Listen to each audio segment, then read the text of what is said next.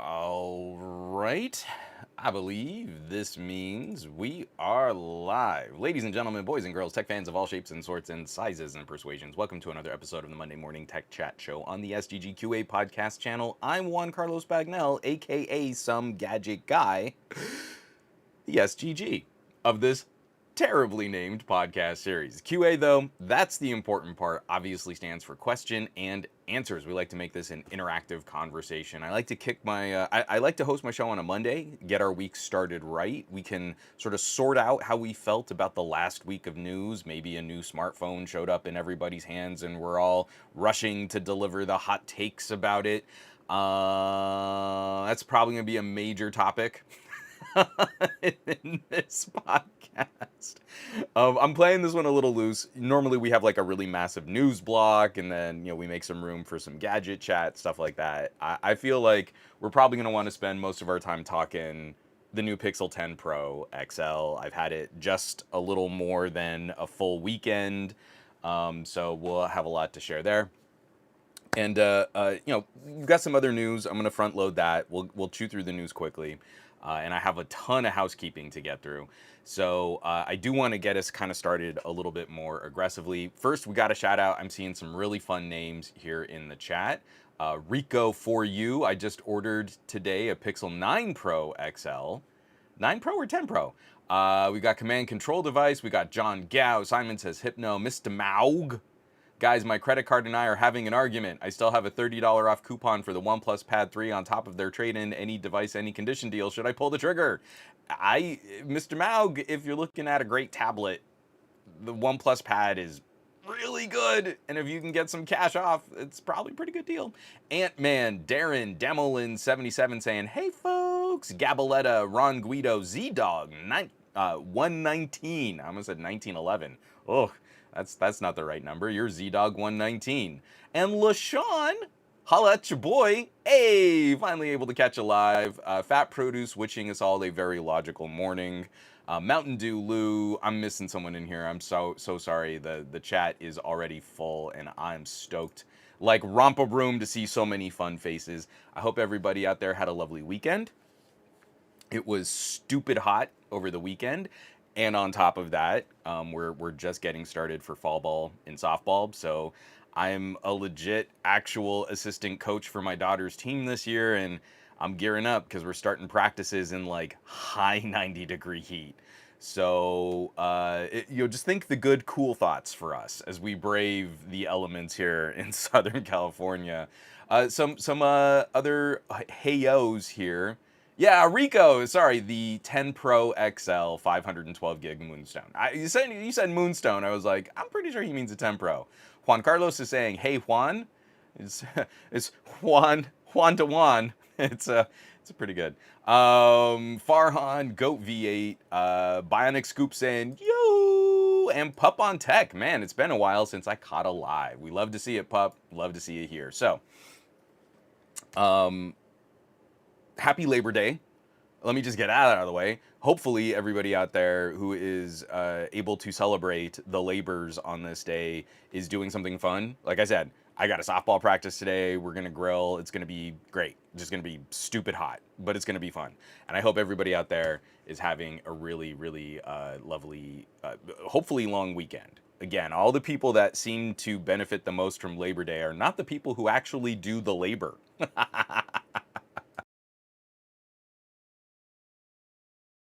So we've got just a jam-packed show. I have a lot of thoughts on that phone, but I want to jump in, get some housekeeping done because last week was kind of silly. I've been talking for a while, like, hey, I really want to get this done, and I need to get this finished, and oh man, I just haven't been able to publish, and I got a sponsored video. I don't do sponsored reviews. A sponsored video out, and then everything kind of just unplugged, and man, work kind of just started jetting.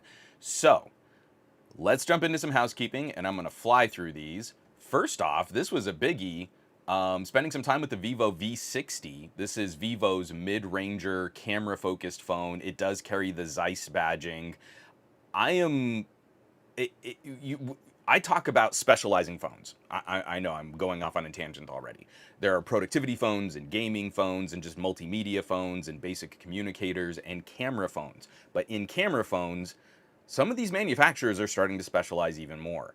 Even though this is not Vivo's top of the line offering, if what you like to take pictures of are people and you want the best tools for lighting and background blur and all that fun stuff, Vivo's a mid-ranger, not their X series top of the line phone. Vivo's mid-ranger might be the right fit for you. That's what the V series has always represented, and it's just a refreshing take on a phone that doesn't break the bank but really delivers in one very specific category. Moving right along. I did an unboxing, just a kind of a preview and a setup. New Pixel Day, Pixel 10 Pro XL Day 1. There's not a lot to show for the unboxing. That's no fun anymore. But I did just go through some of the basic setup, just look at a couple little settings that I like to tweak whenever I set up a new phone. And it's just a fun way to spend some time, kick off my Pixel coverage, since Google hand selects whoever they like to send devices to. And I have a lot of criticisms for the Pixel 10 Pro XL. So of course, Google was not going to send me one. Moving right along, we've got the Lethelli Frozen Pack. It's a battery-powered backpack refrigerator. If you want to relive your favorite moments from Death Stranding, you just walk around with a giant pack. It's got a compressor on it so you can keep things cold. I am so stoked. This is one of those things that, like, as I've been trying to branch out just a little bit more into lifestyle tech, batteries and solar panels and just kind of gear that can be fun to play with, like a frozen backpack is really fun to play with, but then it also comes in handy during emergency times. And Lethelli has a really cool system there. I hope people will check out that video. Of course, because I'm not talking about a Samsung, that video is doing garbage traffic. And you see, Google and YouTube, if you put out a video that's a little outside your lane, instead of saying, hey, there are people who are interested in Lethelli products and, like, you know, outdoor gear and stuff like that, no, we're just going to kill your video. So it's not a good system for discovery anymore. I'm having to, like, manually share this video with people. Similarly, I finally got this out. I had an issue. I accidentally broke one of these water guns. So this is the Spira 3, and it delayed me producing this review. Today is the last day. The folks at Spira are, I think, doing a little Labor Day sale just to wrap up summer. If you wanted a Halo-inspired water blaster that looks like a crazy futuristic sci-fi assault laser gun, this would be it.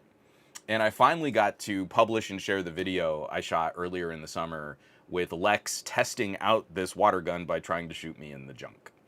So this delivers globs of water at an impressive velocity. And let me tell you, you notice when you get hit, especially when you get hit in the junk. And then I do want to highlight this. So this is something I only do on the Patreon because it gets no traffic anywhere else. I used to try and make these videos, and those videos would not do any good traffic. And then I would make them sort of public-facing articles on somegadgetguy.com, and they wouldn't get any traffic. But the second I put them behind a paywall, now everyone's so concerned, well, why don't I just show my numbers? How come I'm not sharing this public? But they don't get shared. So I'm going to try something here. This is behind the paid version on Patreon first. And when my next video goes live for the Pixel 10 Pro XL, I'm going to open it up for free members on the Patreon. You can subscribe to my Patreon and not give me a cent. There is some content there that is unique, that is just for that audience, but mostly the Patreon exists to kind of feed content to the people that are supporting the channel. So I'm going to try this as an experiment. If this gets a little extra traffic, if people share this, then I'm going to start trying to make these a bit more public and a bit more accessible. If not, they're staying behind paywalls. I have to just be upfront with you. This takes so much time and work and effort to do. And there's a reason why so many tech reviewers out there just show you a Geekbench score and go, I guess the number's not bigger enough because this other phone had a bigger Geekbench Antutu. And you need the bigger Geekbench Antutu, even though it doesn't mean your phone's any faster when you really do stuff on your phone. But all the people, average consumers, care about is Antutu, which of course we know is a lie. Pixel 10 Pro XL, by the benchmarks, it's not great. So I detailed the tests that I run on my phones. I use real apps, and then I time how those apps complete tasks. I know this is a radical concept. It would almost be like if I were a car reviewer and the manufacturer of the car said it can do 0 to 60 in this amount of time, and then I took it out to a track and I tried going from 0 to 60 to verify the claim of the car manufacturer.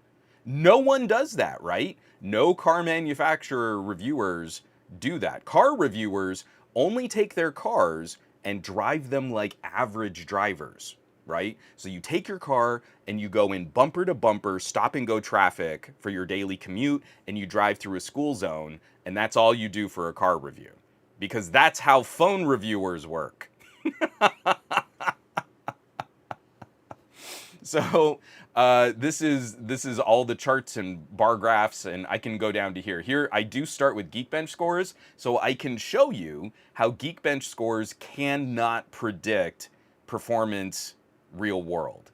Every time I can show, like especially between a Qualcomm and a MediaTek chip, Qualcomm can always get the bigger Geekbench and Antutu numbers, and then they lose so many fights when you put real apps on the phone. It's so curious to me. It's almost like the chips are really good at running benchmarks, and they haven't gotten better at actually just doing the work that apps need to do on them. Let me take a quick sip of coffee here.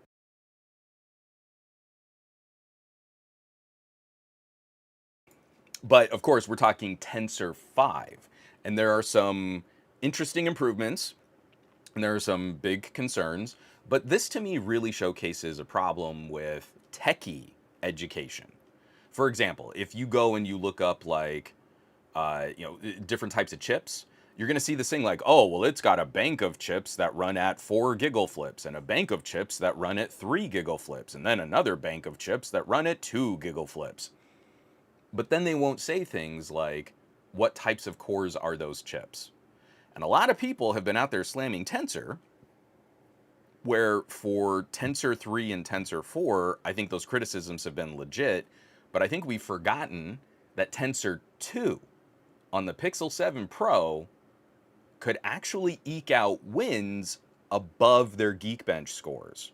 The Geekbench scores were kind of abysmal, but then all of a sudden a Pixel 7 Pro would outpace an iPhone in 4K video rendering. A Pixel 7 Pro would just trash a Galaxy in batch photo processing. Just like in these weird little media content creation things that we think of for a Pixel.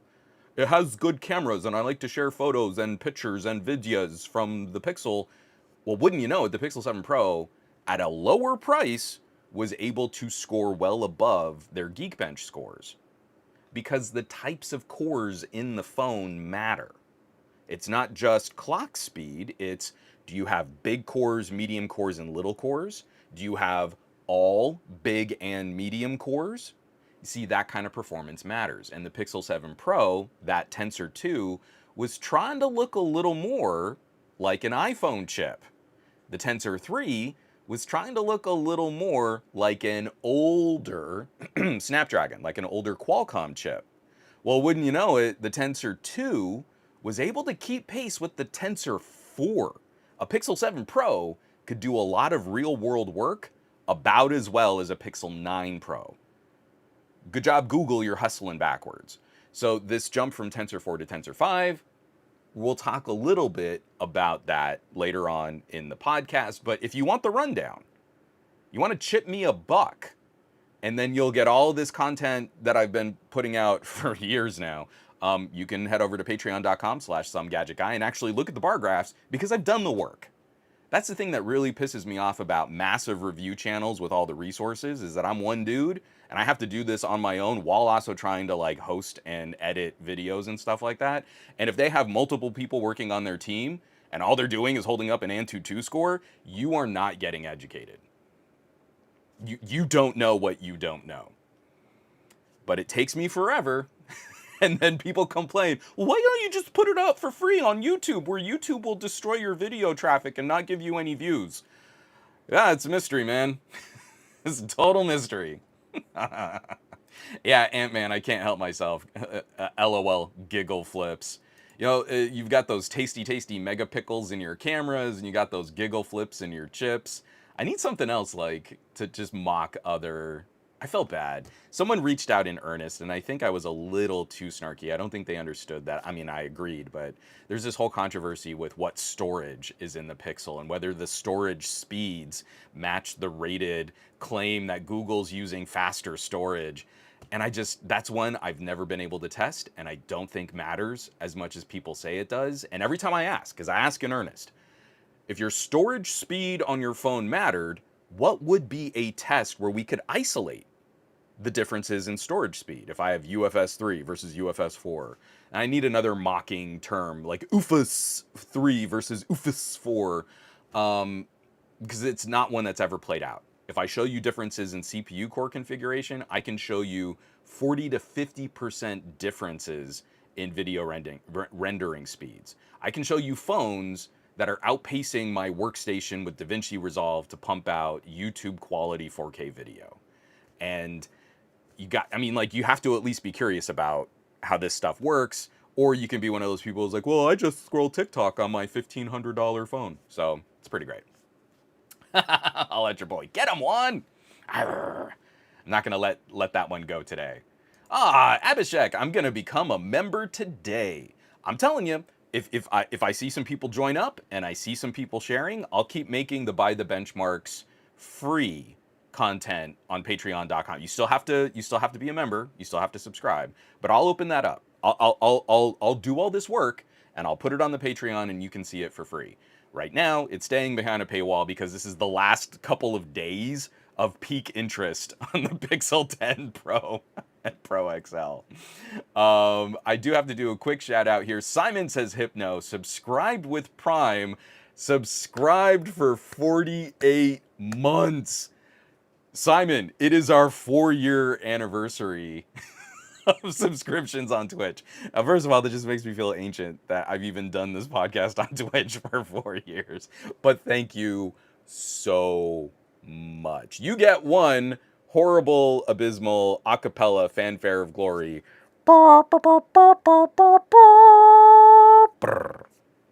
Thank you so much. I really do appreciate it. Everybody who's tuning in every week, people who share content, because the sharing is really important when we're dealing with all of these BS algorithms that separate us from our audiences. And of course, subscribing and contributing. If you have the means and you want to join up on Twitch or on Patreon or something like that, no, every penny is going back into operating the Gadget Lab here and picking up a device like the Pixel 10 Pro XL, which is, man, that's a chunk on the budget I did not want to have to put on the budget this year. Let me get this out of the way. I know Jimmy Fire Dragon saying 4 years. What? Yeah, I know, man. 4 years. That's crazy. Simon says, Hypno, fanfare me like you mean it. And Jerry saying, do you find scrolling on your Pixel slightly slower than scrolling on other phones? I notice it feels slower scrolling on my Pixel compared to my Samsung. I'm going to get into that later on in the podcast. We are going to do as much talking about Pixel as we possibly can.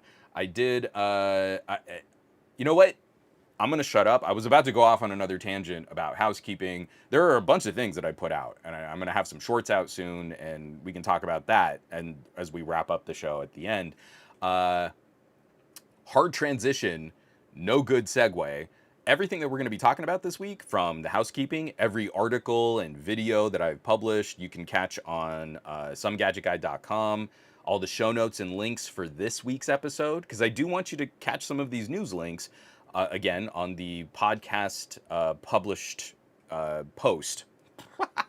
Every podcast post, you can catch all the show notes and links. You can kind of keep up with these conversations. Somegadgetguy.com and patreon.com/somegadgetguy.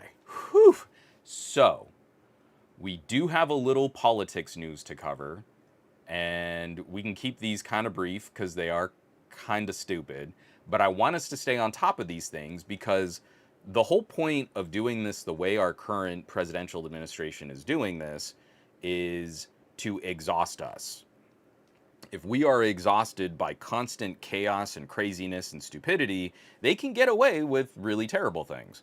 So we have to kind of keep a floating middle place where we're aware and we can speak about topics, but then not get so mired in the day-to-day BS that we're pulled under. You know, like not like a horse in Never-Ending Story. That was sad. I'm not gonna revisit that memory. Coming by way of Tom's Hardware, written up by Luke James, U.S. delays gaming GPU tariffs again. Gamers get 3 more months of breathing room. The Office of U.S. Trade Representative, the USTR, has once again kicked the can down the road on reinstating a 25% tariff on graphics cards and related PC hardware imported from China. The exemption, originally set to expire on August 31st, has now been extended until November 29th, 2025. This is ludicrous and stupid and isn't a good financial plan and isn't a good economic plan and isn't a good competitive industry plan. This is complete chaos. Every single time we run up to one of these deadlines, you've got companies that panic buy. It artificially inflates the economy because companies that can afford to spend ahead because they're worried that graphics cards are about to get 25% more expensive for no reason. Then they sit on stockpiles, and then over the next 3 months, that deprecates the value of that product. And you're constantly playing this yo-yo game, this yo-yo battle, back and forth. This is terrible for businesses. They end up sitting on inventory, or if it's like scientific researcher, there's a reason for them to be stockpiling GPUs. Then you're sort of you're putting an artificial demand on a product in the market. So people who legitimately want to buy these, sure, maybe there's not a 25% tariff, but maybe there's a 15% price hike because that's what the market will bear because of demand. All of this is terrible, and we're not going to get anything for this. There's no benefit to the United States for this, and all it does is harm our manufacturing partnerships across the globe. And if I were manufacturing stuff in China and then looking at distributing worldwide, I would likely start looking at an exit strategy from the United States. How can we improve sales in South America? How can we increase sales in Europe and the UK? What about other Asian territories? Like, what can we do? How valuable is Australia as a market? I would be looking at every single decimal point advantage that I could eke out going anywhere else in the world and start devaluing relationships in the United States, because we will not know from month to month what is the relationship going to look like with this presidential administration. It is terrible and it is stupid. I do want to send a shout out. If you would like a little bit better look at people on the ground floor and how ineffective these strategies are at keeping hardware out of China. Because again, we're trying to make China sound like this contentious, villainous adversary. And so, you know what we're going to do is we're going to put these blocks on being able to send China good hardware. So they can't get good GPUs in China. The folks at Gamers Nexus have spent a lot of time, money, and effort to put together these like documentaries on what the tariff, the trade war, and what the restrictions have looked like. And spoiler alert, I don't think anyone would be shocked by this, they're completely ineffective. You want to get a 5090 in China and you want to run AI models on it, it's really not that much more expensive than getting one here in the United States. And here in the United States, it's about to get 25% more expensive for no good reason. Literally, in how this stuff is manufactured, it will probably be cheaper at some point to get high-tech computing equipment in China than it would be for us to get it here after we have to eat the costs of a stupid tariff. So a huge, huge, huge thumbs up. I mean, the work that they've been doing, they've been getting better and better at doing actual on-the-ground journalism. I still think they have a lot to learn about how you present investigative journalism and how they're leaning on certain contacts and sources and partnerships and relationships. But you know what? Like, I was complaining about me being a solo practitioner here. It's not like Gamers Nexus has a whole staffed newsroom ready to support them on creating this content. And they're doing a better job of actually showing what's going on than most of the legit news agencies around the globe. So definitely check that out. I mean, it seems like it's going to be dry, but it's absolutely fascinating when you start hearing people tell these stories like, yeah, we're a university and we're using these GPUs. And, oh, we got this before the pandemic. And then we got this before the tariffs and the restrictions. And yeah, and we're doing this kind of work. Or you go down a hallway and someone's got like a warehouse and they're just full of GPUs. And they're like, yeah, we sell GPUs. There's nothing stopping us from selling GPUs. Gabaletta, spot on. Tariffs don't benefit anyone. It only hurts the market and consumers. And I think it gives, I will put a little addendum to that, Gabaletta. I think it puts a good excuse out into the air, out into the mind share for companies to ratchet up prices and inflate prices before tariffs go into effect. So you know it's going to get more expensive. It's going to get 25% more expensive. And, you know, our MSRP is $1,000, but what if we sold it at $1,100? There's going to be demand. See, that's the like insidious part of like kind of letting the chaos sort of just wash over us is you start to have gaps. You'll have blind spots for like what really messes us up in that market. I'm not going to spend a ton of time on this one because I want you to read this article, and it's silly and it's obnoxious, and you know my blood pressure can only take so much. This is coming by way of my man crush John Brodkin over at Ars Technica. FTC claims Gmail filtering Republican emails threatens American freedoms.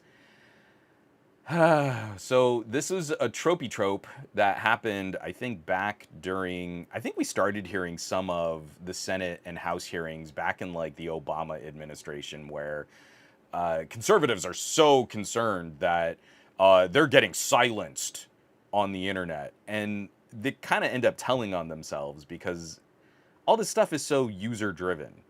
Like Google and algorithms, like everything is designed to like keep someone on a website.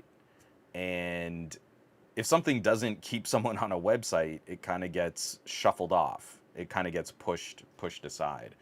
From the article, Federal Trade Commission Chairman Andrew Ferguson accused Google of using partisan spam filtering in Gmail that sends Republican fundraising emails to the spam folder while delivering Democratic emails to inboxes. So there is no amount of appeasing the right on this one. Like there's nothing you can do to convince someone if your fundraising emails are going to spam. That's because a preponderance of the people receiving your emails have declared them spam. I don't open, read, or I unsubscribe to all of the Democratic fundraising emails that I get. It's not censorship. That's not platform, you know, saying, "Oh, this email will go through." It's still this like, it's this hilarious 1984 style doublethink that Google is at once like this omnipresent, omnipowerful kind of entity, but also at the same time is this liberal, weak, you know, woke kind of organization. You go woke, you go broke, but they turned off our emails. You know, like they have to hold these ridiculously juxtaposed ideas in their heads at the same time.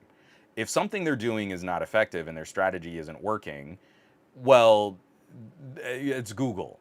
But we can't say Google hasn't like tried to play ball with this current administration.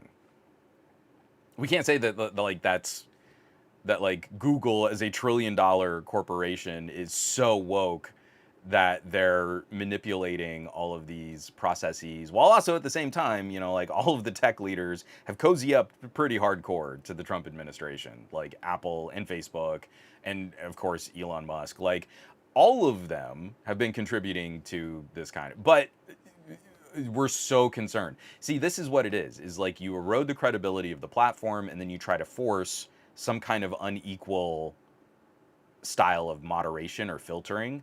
And then basically all you're saying is we want bad ideas to have more signal. We want them to be more visible than better ideas. I've complained about this with broadband, like it's literally easier to consume garbage than it is to correct garbage. Just literally in the pipes we have here in the United States to download content versus upload content, it is often an order of magnitude easier to just dully consume garbage than it would be to create good counterpoints to fight with better information. The conservatives won't be happy until they see the exact thing that they're complaining about. That Google should have a filter that cuts all the Democrat messaging out and only lets the Republican content through. And even then, you could break everything in Gmail and they still wouldn't be happy. They would still demand more. Because they're toddlers. I mean, Brian Glaze, it wouldn't matter. You're talking about a reason, Brian Glaze, you're correct, it's a reasoned response, but there is no reason in this claim. It's just a feeling some senator has that his fifis aren't being appeased by the big Google. Brian Glaze says if Google is smart, they'll just show the data of the amount of people who clicked unsubscribed. I feel like this shouldn't be a close court case, but I've been wrong before. A reasonable person would say, hey, we've trusted Google to do this kind of self-auditing. They should have the numbers on who's unsubscribing. That should work. But that's not going, because how could you even know? How would you even trust Google's accounting of that? See, the second you try to engage in some kind of meaningful discourse, they are not earnest. They are not earnest participants in that conversation. They're just going to move the goalposts or whine or rage and change the topic or the direction of the conversation and then lean on these appeals like, well, we all know they're doing it. We don't have any evidence, but we know they're doing it. And you can't argue with a toddler. At some point, you've got to say, no, go to your room. You're wrong because I said so. Oh, Gavaletta, it's so much worse than that. Gavaletta says, but Juan, if you oppose my fat lies and try to correct them, you are just woke. They've gotten to the point where they come out with a bald-faced lie, a total misrepresentation of good data, and someone tries to correct them on social media, they're crying that is a violation of their free speech. See, they only want it one way. Free speech means I should be able to lie about anything I want and have that lie amplified by Russian bots. And if you try to correct me using your free speech, well, that's a violation of my free speech. You're censoring me. Do you see how wild this has gotten? And all because we couldn't be bothered to turn out and vote. It's gonna get worse, y'all. It's gonna get so much worse. It's gonna get real bad. One shining glimmer of kind of fun, good news this morning. Let me switch this over. The reason why I'm showing this is we all know that this is a bad situation, but I find it encouraging when media outlets that mostly focus on entertainment are starting to contribute more to the conversation about the technology side of the distribution of content. So this is coming by way of The Hollywood Reporter. Who wrote this up? Winston Cho. You don't actually own that movie, you just bought. A new class action lawsuit targets Amazon. We all know this, right? Like, I'm not breaking any news here in the chat. If you're in this chat right now, you are intellectually curious enough to have known when you buy a movie on some kind of streaming service, you don't own that movie, and if the service loses the license to that movie, you lose access to the movie you bought, the music you bought, the books you bought. And I think now we've all gone long enough. If you had like some small catalog of stuff like I did, I've lost a few movies and I've lost a few comic books and I've lost a few albums from those early days of trying to buy stuff.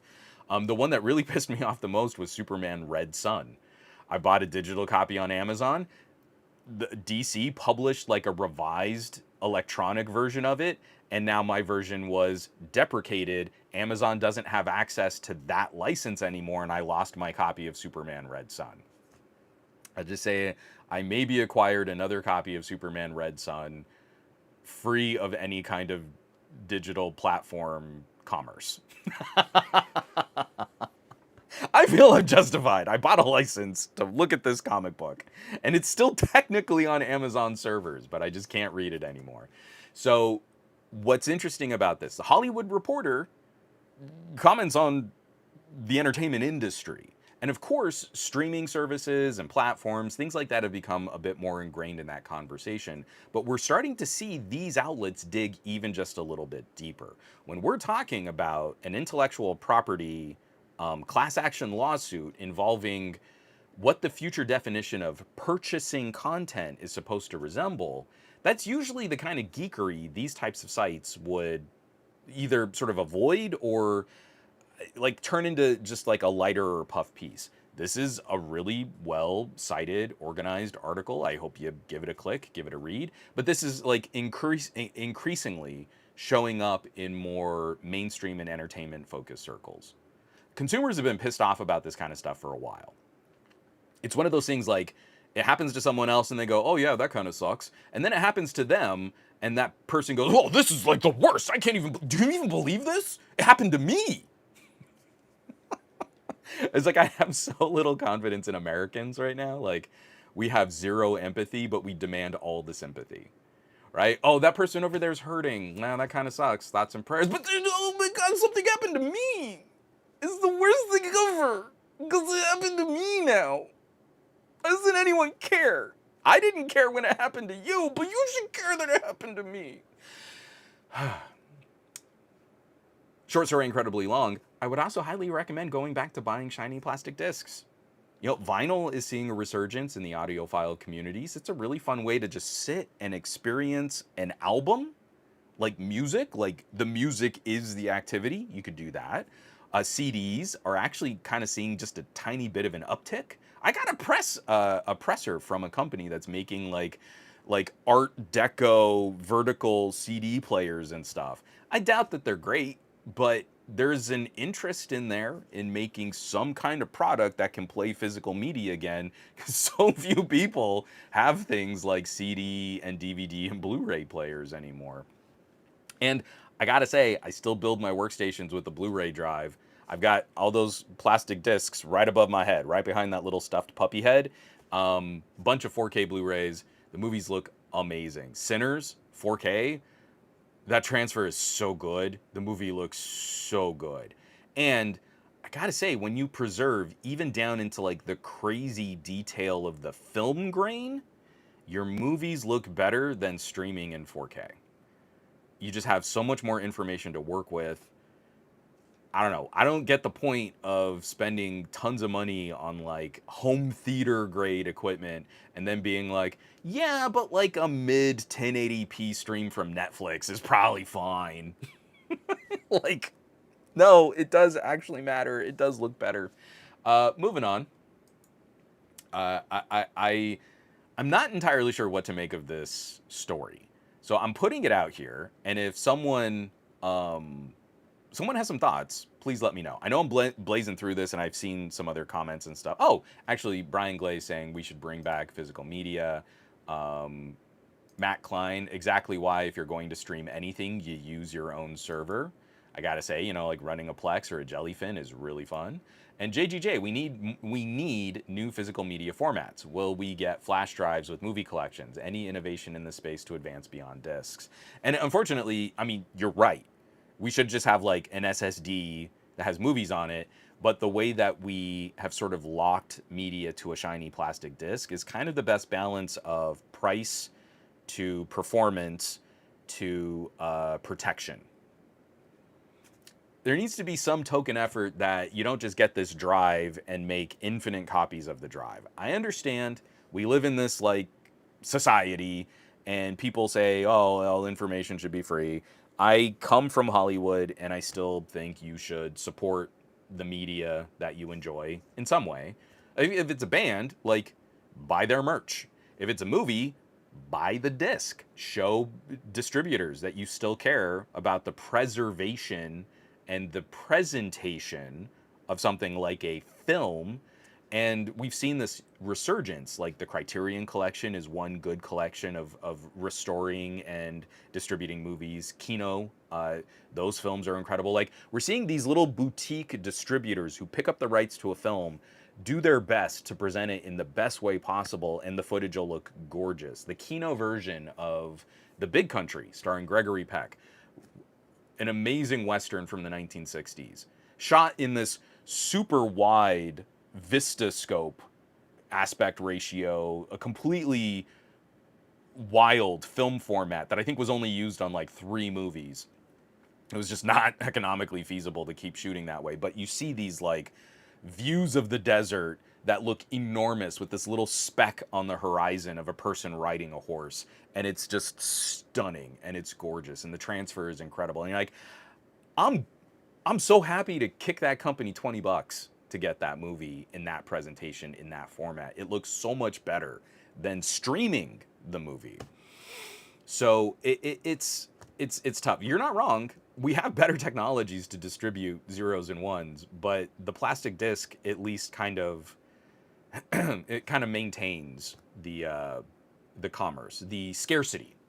I hate it, but scarcity actually does matter if something is going to make money to the point where we can sustain that as a business model. I know, it's messy and it's stupid, but I also have a ridiculous Plex server where the movies that I buy are accessible to me in the way that I want to watch them. Let me take a drink of coffee.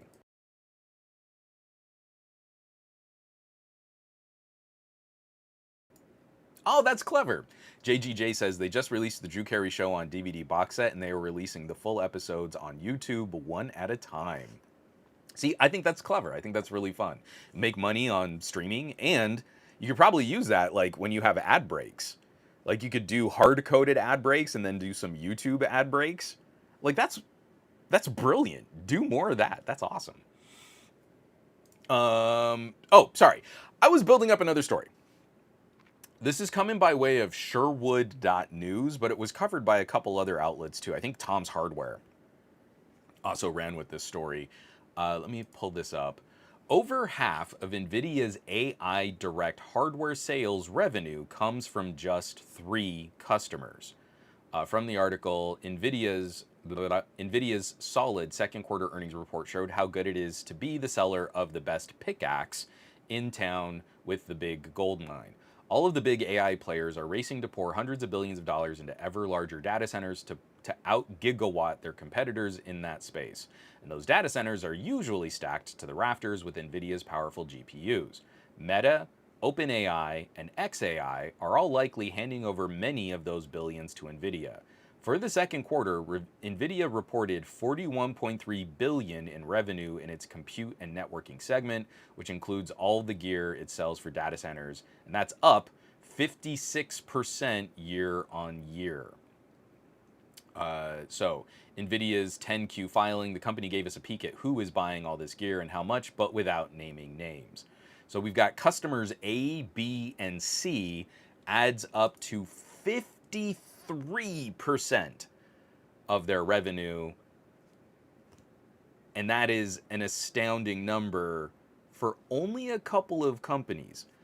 If I felt that the data center approach to AI had merit, I personally would expect to see a broader rush of companies trying to pick up AI equipment.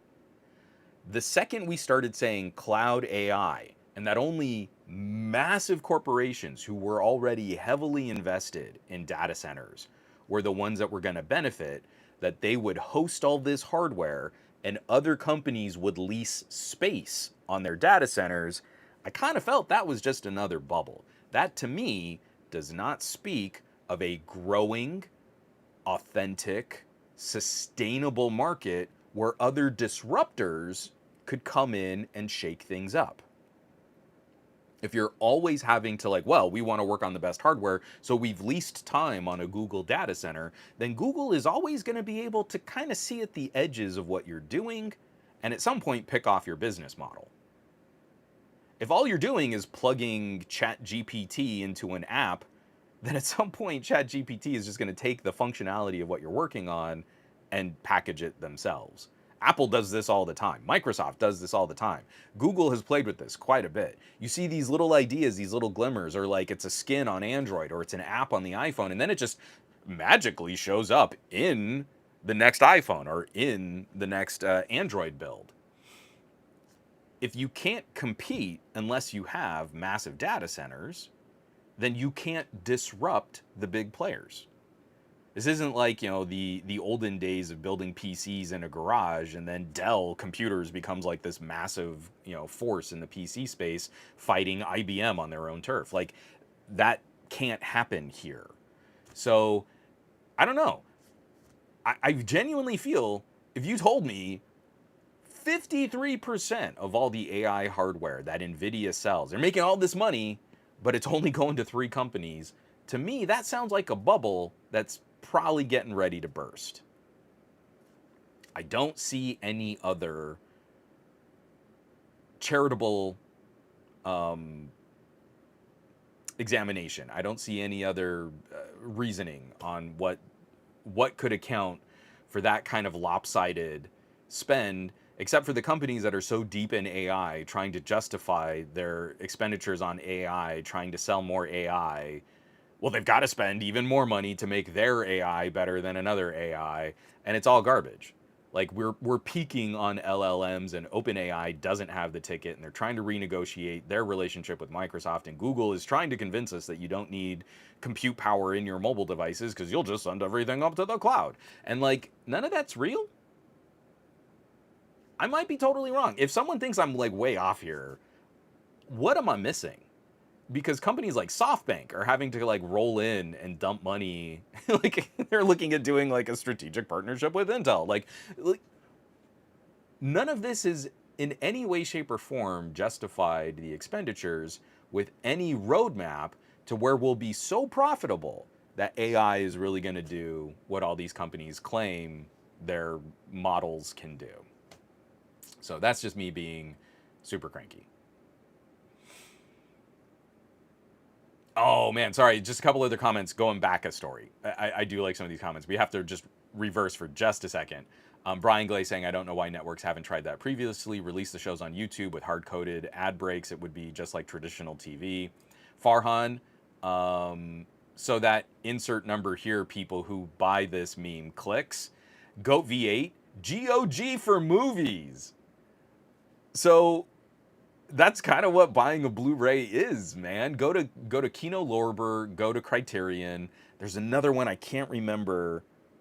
There's like this distributor who does like old school like grindhouse movies. They'll pick up like any print in any condition, clean it up as best they can. Maybe it's some wacky like spaghetti western or exploitation film, and then it's like 16 millimeter, and then they'll do like an incredible Blu-ray transfer of a really grungy movie. I can't remember who that is now, but those are the outlets. They are the GOGs of movies. Kino Lorber, love their work. Their catalog looks really weird. It's not as refined and as artistic and as important as Criterion. Criterion has taken the gold standard. There's nothing fancy about a Criterion movie. It's just a movie they felt was worth preserving. Kino Lorber is like another tier of that. And go check out their catalogs, because some of those movies are wild. But then you get the disc and you're like, man, this movie looks amazing. A lot of people just praising GOG in the chat now, too. Sun John is saying, AI has peaked. I agree. Gabaletta is saying, we can be pretty sure what 3 companies are buying 50% of NVIDIA hardware. I don't really think it's too closely guarded a mystery. Ron Guido is saying, NVIDIA has to be worried long term. I don't see what the next pivot's going to be. We need to think, what is the next investor scam that we can convince people that it's worth it to keep pouring money and wrecking infrastructure on data centers? And I don't know what it is. We went through like crypto and NFTs, and those didn't really light up, right? Not in the way that we were kind of predicting, like a show like Mr. Robot was predicting cryptocurrencies and stuff like that. So now we've got all this hardware out there. But just as crypto started moving more into like ASICs and purpose-built computers, Well, now OpenAI is positioning language models as the next frontier. And then there's another gold rush. So don't worry, all those data centers that we invested in, we're totally going to move in now on this language model style of AI. What comes after that? What else do we say? I feel like we covered this story a couple weeks back, and I really haven't been able to let it go in my brain. And I wrote up a script. I think I will turn into a separate video. I was toying with maybe just making it an article. But there's a billionaire in India, and his plan to get the next 500 million people onto the internet is to tie cable subscriptions with cloud computers. So you get a little cable TV box, and they teach you how to plug a keyboard and a mouse into this box, and then you can fire up a streamed cloud computer on your TV.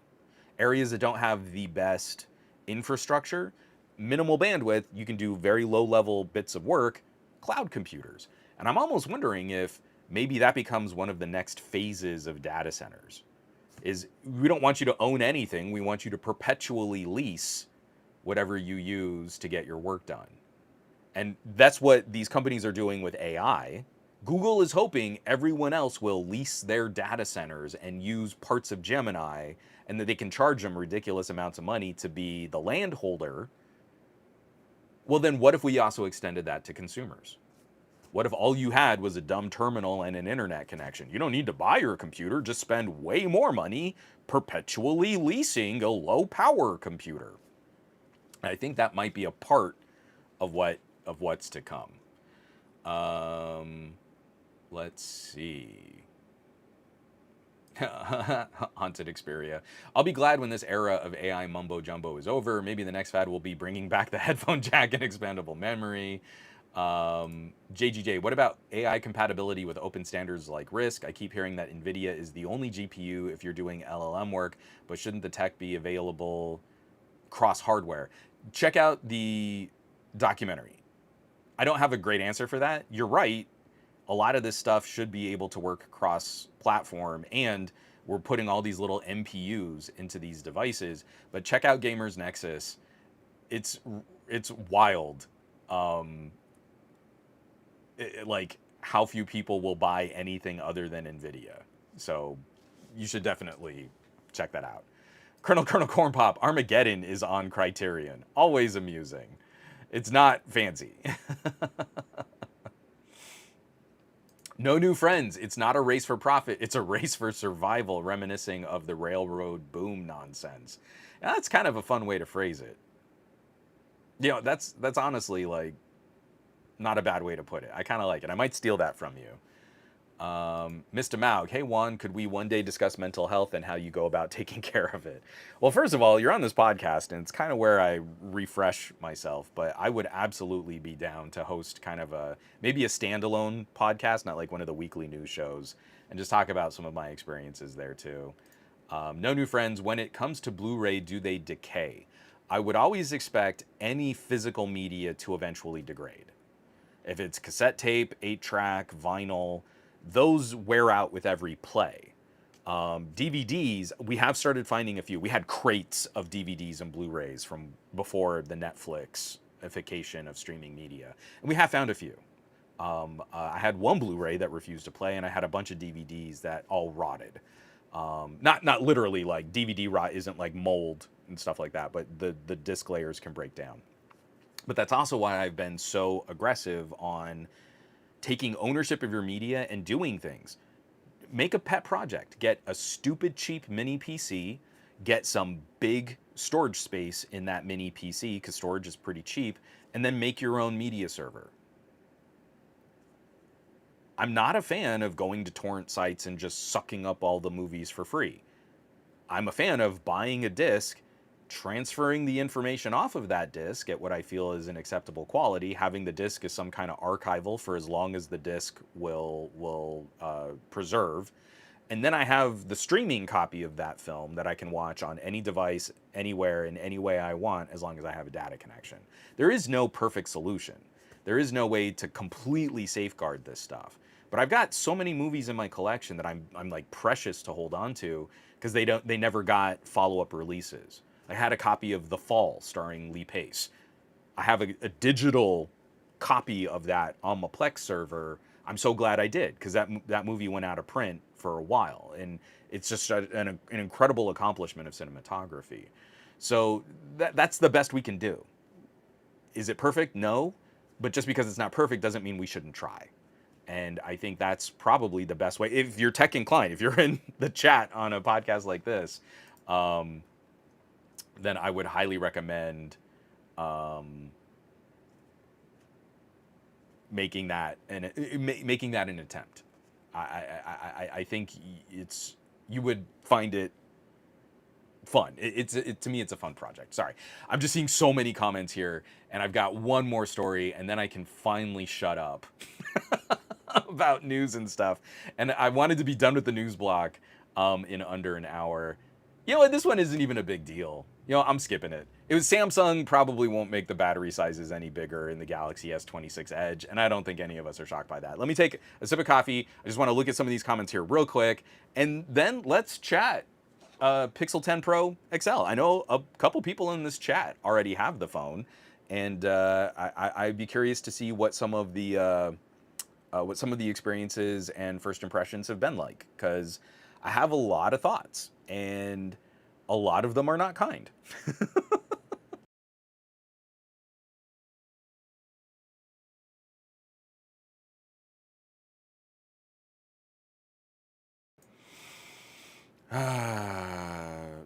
Pup on Tech, that's savage.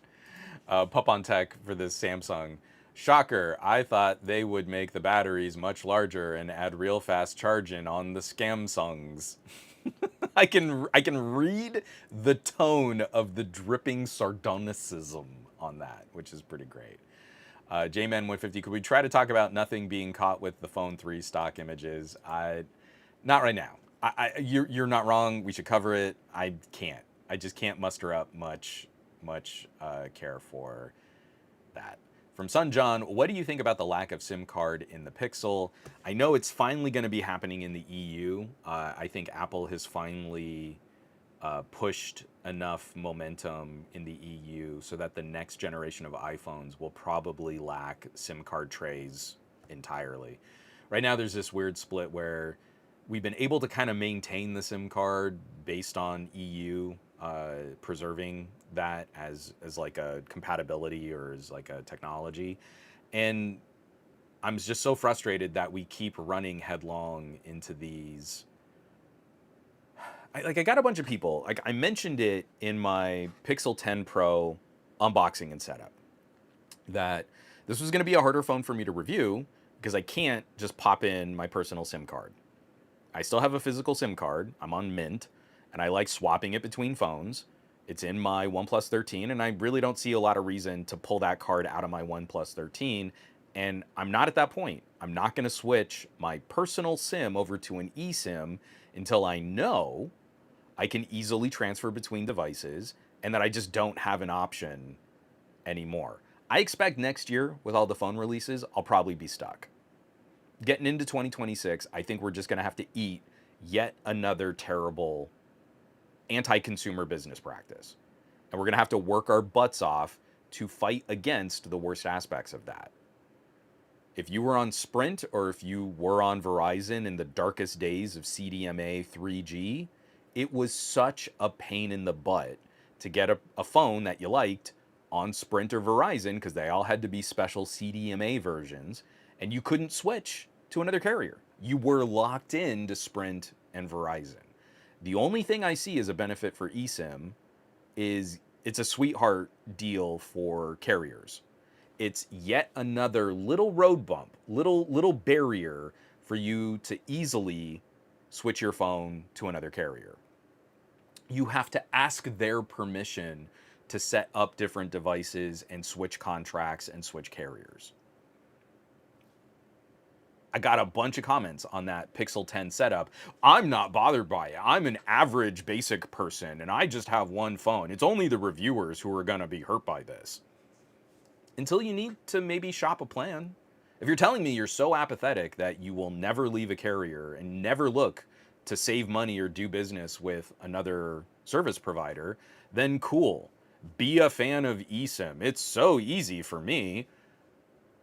What I'm saying is that there's going to be someone who picks up their phone and goes, you know what? I'm tired of doing business with Verizon. Let me try and switch to T-Mobile. Oh, this is a pain. You know, it's such a pain. Maybe I'll wait until I need to switch phones, and by then I'll have kind of gotten over my frustration here. You know, I'll end up just sticking with Verizon. That is an anti-consumer business practice. And we should have an FTC that examines those kinds of business practices. But someone coming to me, someone also said, like, well, Juan, you have to be in favor of eSIM because there is so much e-waste. There's so much e-waste with SIM cards. Yeah, I get it. I think it's really stupid that they come in like a big plastic frame and you pop out this tiny little SIM card, and then that's what you put in your phone, and then you throw away this wedge of plastic. Totally with you there. If I get an eSIM from Mint, I should just get an eSIM in like maybe a piece of cardboard, right? That's what I should get. So I totally appreciate, yes, there is an e-waste component and a plastic waste component that arrives with getting a new SIM card, physical SIM card. You can't come at me and say, we're worried about the environment if we're also techies who dig into products like Bluetooth earbuds. What is really gonna be like, I hate doing the thing where I say like, oh, well, we can't solve this problem until we solve a worse problem first. But I don't have people like coming en masse trying to justify losing the SIM card tray in this phone and then claim, well, it's because it's e-waste. It's better for the environment. Then why aren't we concerned about every other horrifically worse business practice? Like, then be upset about cases with magnets in them, because those cases are going to fall apart after a year or two. And now there's more material in the case that's going to be worse for the environment. And, you know, after 2 years, you throw a case away. Like here, this is my Pixel 8 Pro case. This is my Peak design. I love this case. Now I traded in my Pixel 8 Pro. I have nothing to do with this case. Also, by the way, the trade-in label that I got from Google to trade in the Pixel 8 Pro, it's going by way of UPS. I think it's going on the back of a three-legged dog. There's a little dog who has like a pouch with a box, and my phone is in that box, and he is slowly limping his way to a Google processing center to trade in my phone. It is the slowest shipping I've ever seen. I had the phone back in the box the day I got the Pixel 10 Pro. I packaged up the Pixel 8 Pro, and it was back to UPS that evening, went out the next morning, and I don't know that it's left the city yet. So, not stoked. I'm not thrilled, but unfortunately, I think we're on the losing side of that one yet again. If you wanted a freer, more open, more competitive market, getting rid of physical SIM cards is a way to add yet another barrier, pain point for consumers to be able to do freely what they want with their devices. See, Gabaletta, just look at Swappa. There's a whole list of carrier-branded devices because not every device can be used with every carrier, and because carriers locking down devices to be used exclusively on their networks. But I'm not bothered by it because I'm over people criticizing the phone I like, and I don't even care. But I had to come and comment on your video because I needed you to know that I don't care about your criticisms.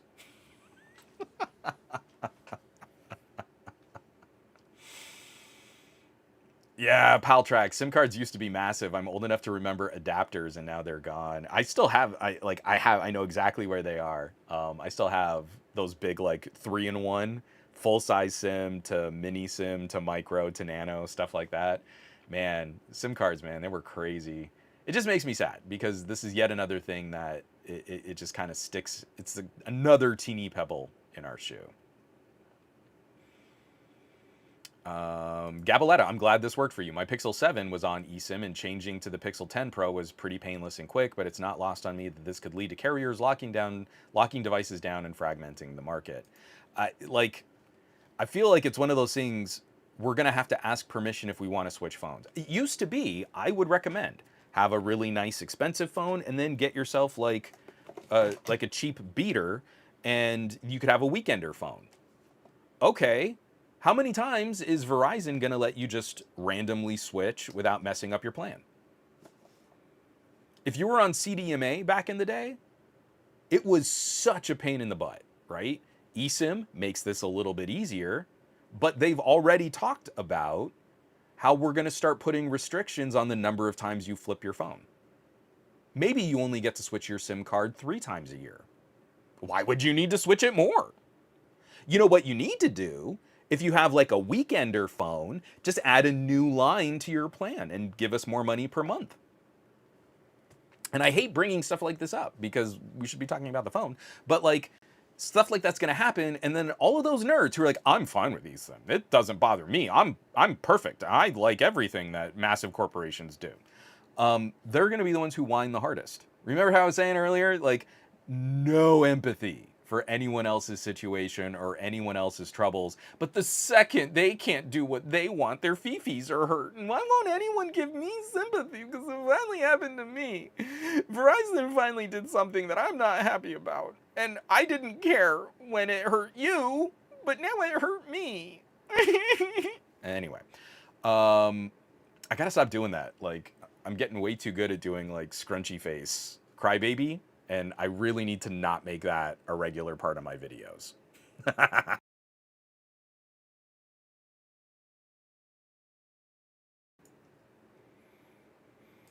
JGJ saying, apologies if I sound blasé about eSIM. When I worked for a mobile services help desk managing cell phones, eSIM was one of our major nightmares. Network reset has some extra steps.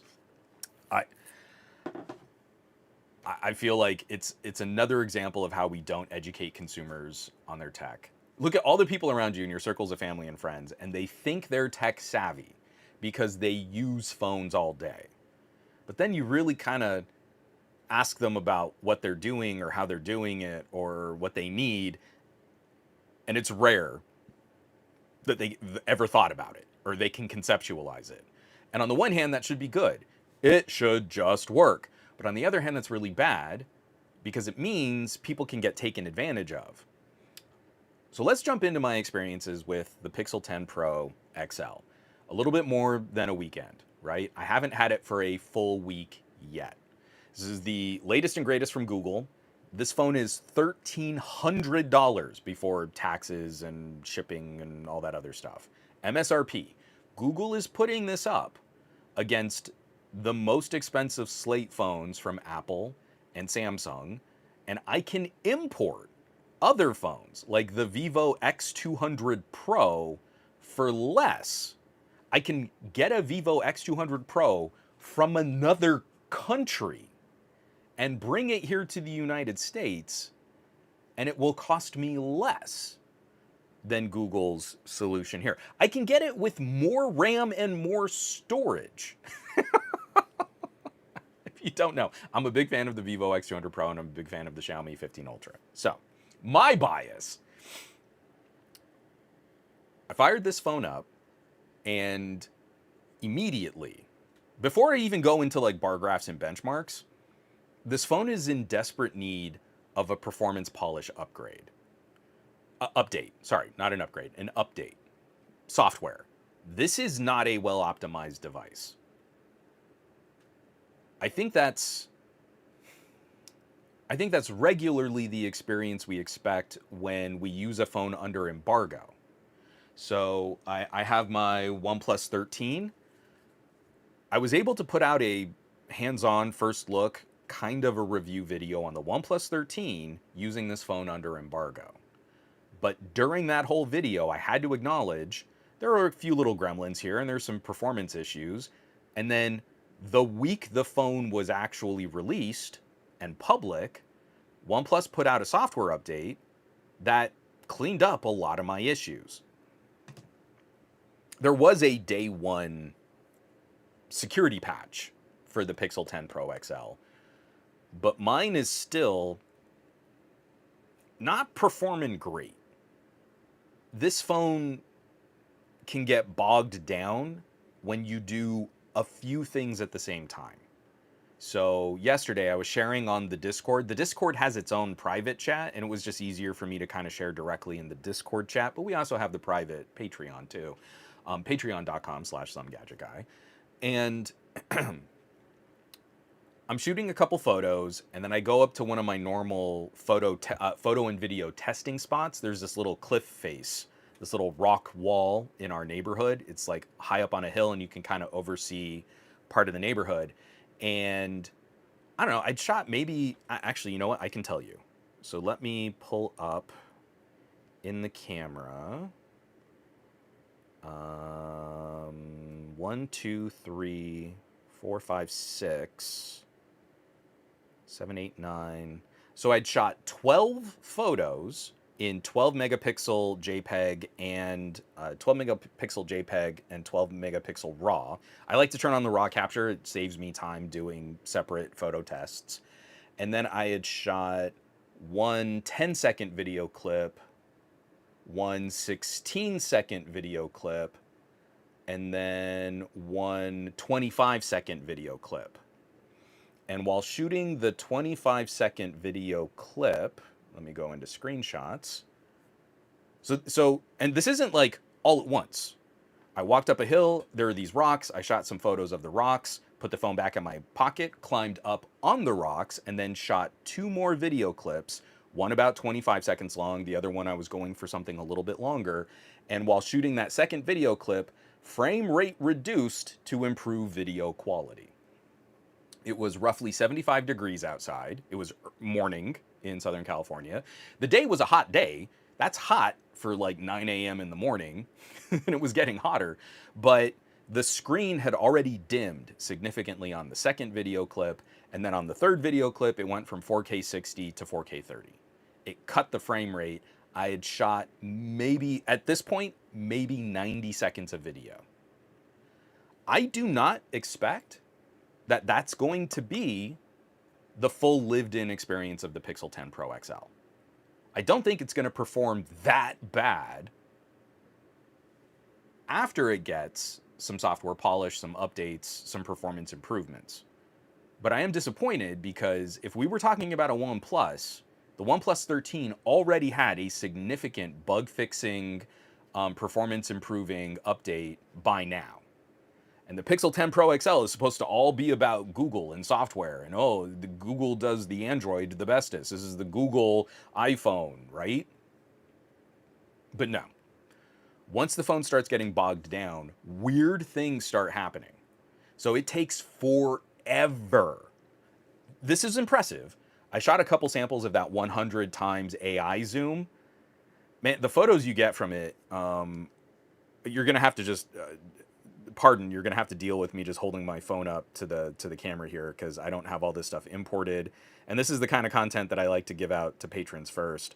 But like from a distance, I'm shooting photos of like the wall art on schools, and the AI is just making up Klingon script. It looks like a cross between Klingon and, I don't know, Hebrew. It's not that useful to... I'd rather have the blurrier shot than just details that are completely made up. I got another one of a sign, like a mural, sorry, and it got the lettering right. It's a mural that says "Keep Growing," but then it's got these like painted flowers. Well, what the AI did was it put in like what looks like actual flowers. That's not useful to me if you're going to make up information that badly. And this is exactly the kind of thing, like, say you use your phone camera at the scene of an accident or recording someone committing a crime. If I were a lawyer worth my salt, I would say, well, is that one of those Google phones? Well, yeah, that's all AI. You can't trust the information that comes out of this phone. Let me show you. I took a photo of a mural, and it put real flowers in that artistic mural. And they don't even really look good, but the phone just makes things up. There's no credibility if your phone is AIing that kind of data. So First of all, I don't think this is going to be everyone's experience. I'm very anxious to see what quality of binning these Google chips are going through. I'm willing to entertain the idea that a a manufacturing batch into this phone and performance improves significantly as Google and TSMC work together at sort of bucketing different qualities of chips. And that if you were like me and you have a phone that's performing poorly at launch, well, too bad, sucks for you. Guess you shouldn't have gone in on pre-ordering because later batches of this chip are going to perform much better. I think Google has gotten so cheap that kind of inconsistency, they're probably just going to write off. They put in terrible battery tech, and now Pixel A series are getting recalled and throttled like crazy. This phone is also going to have a battery counter that's going to start throttling charging performance and CPU performance. And Google seems fine still charging $1,300 for this phone. One drink of coffee. So it was disappointing to see that. But as the phone was chewing up information, because it has to process all those photos in the background, and some of them turn out okay. Like I got a photo of a bunny. Bunny looked pretty good, right? Like that would look fine. I don't think it looked so good that like, oh man, this AI stuff is incredible, but like maybe that saves a shot. You might want to share something like that. I get it. The phone got so bogged down in a couple images being queued up, being batched, things like UI would suffer. So I take a couple photos of a bunny, I check in, it's still processing the photos in the background. I turn and I'm going to shoot like a photo of just some trees off in the distance, and the phone is still working on the photos of the bunny. So I would turn the phone back into landscape, and it wouldn't just rotate elements on screen. It had to completely reanimate the landscape orientation, taking you completely out of the camera viewfinder, black screen for a split second, and then would go back in to the camera interface, the camera UI. I've never seen that on a Pixel before, right? Like the basic of turn phone sideways and you just see the little buttons turn sideways, we all take for granted now. Like, that's not a thing, guys. And it just happened here on my brand new $1,300 Pixel 10 Pro XL. So I'm real concerned at the state of my device. This was not sent to me by Google. No hashtag, not hand selected to be a shill for the Pixel 10 Pro XL because Google knows they can count on me for positive coverage. I bought this phone. This is coming out of the gadget review budget. I didn't want to have to buy this phone, but I'm passionately curious about what the silicon differences are going to be. And you can see some of those first tests over on patreon.com/somegadgetguy. And the initial first impressions here haven't been great. Just really, I'm anxious. I don't know yet what to. I don't know yet what to categorize as a problem, a systemic problem of the chip, a problem of binning. Maybe some chips are going to be better than others, and what is just simply a matter of software polish and optimization. That's how rough this experience has been for me so far. Other things like on those performance tests, I've run video rendering and editing tests. I've run audio podcast mixing tests, batch photo processing tests. And I can generally say we are seeing some improvements over the Tensor 4 when it comes to more CPU-bound tasks. That's encouraging because that means we're finally seeing improvements over the Tensor 4, the Tensor 3, and the Tensor 2. In terms of practical, like putting an app on your phone performance, this is finally the first meaningful upgrade, meaningful improvement since the Pixel 7 Pro. That's how far Google has fallen behind in terms of practical performance against the competition.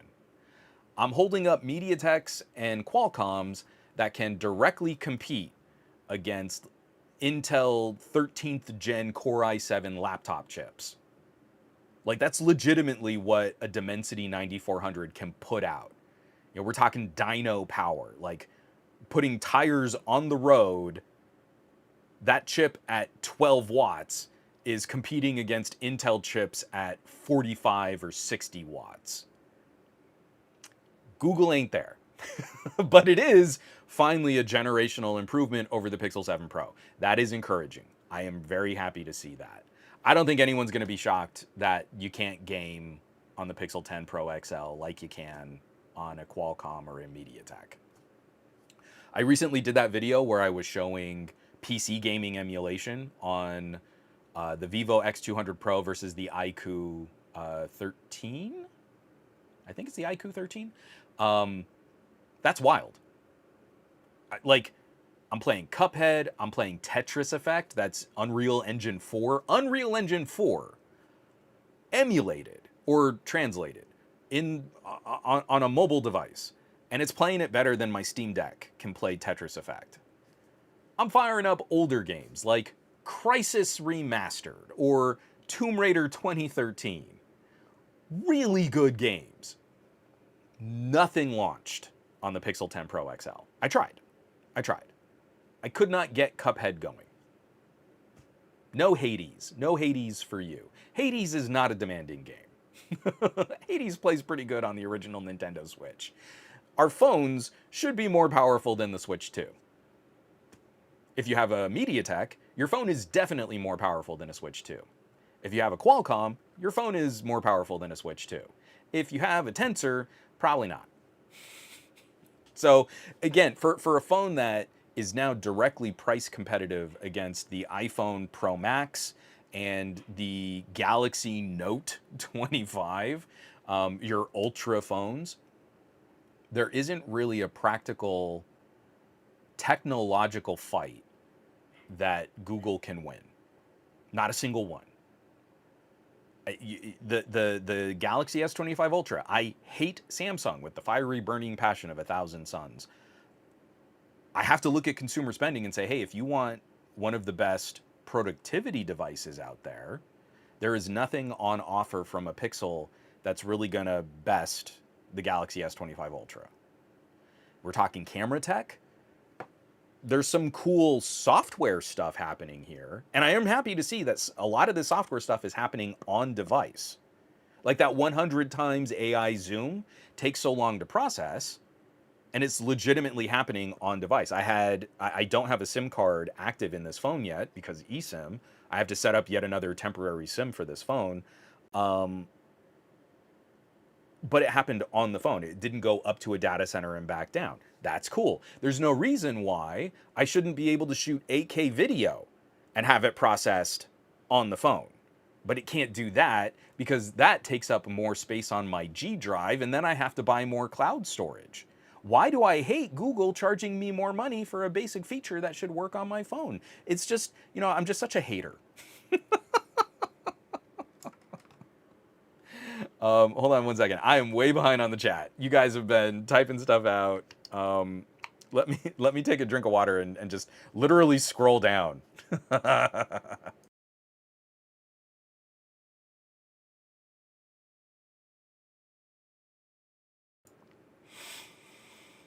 From command control devices, but couldn't carriers make a trust option for devices you own where carriers have a list of IMEIs of devices that a customer owns so said customer could use one eSIM on multiple devices? Already, I want you to think about your aunt, your great aunt, and tell her she could have a phone for the beach and a phone for work. And is she going to do all that? I don't want to do all that. You know why I don't want to do all that? Because I have a SIM card, and I pop the SIM card out of one device and I put it in another, and I'm fine. During the fires in January, we didn't have reliable communication and electricity out here, but I could pop the SIM card out of my OnePlus and put it into a rugged phone, like one of my tanks, those 8849s, and I didn't need to interact with my carrier, who may or may not have been able to facilitate that transfer because we were all out of power.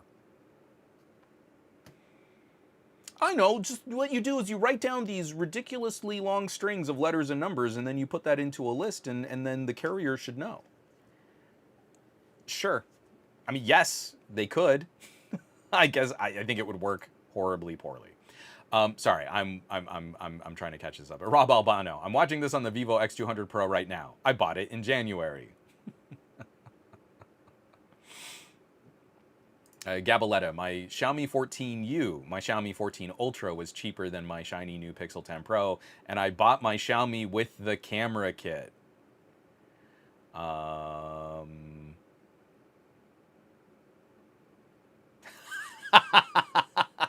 Overheating, this is Pup on Tech. But Juan, didn't you have the backpack fridge? You can just hover it over the fridge and it will cool it down.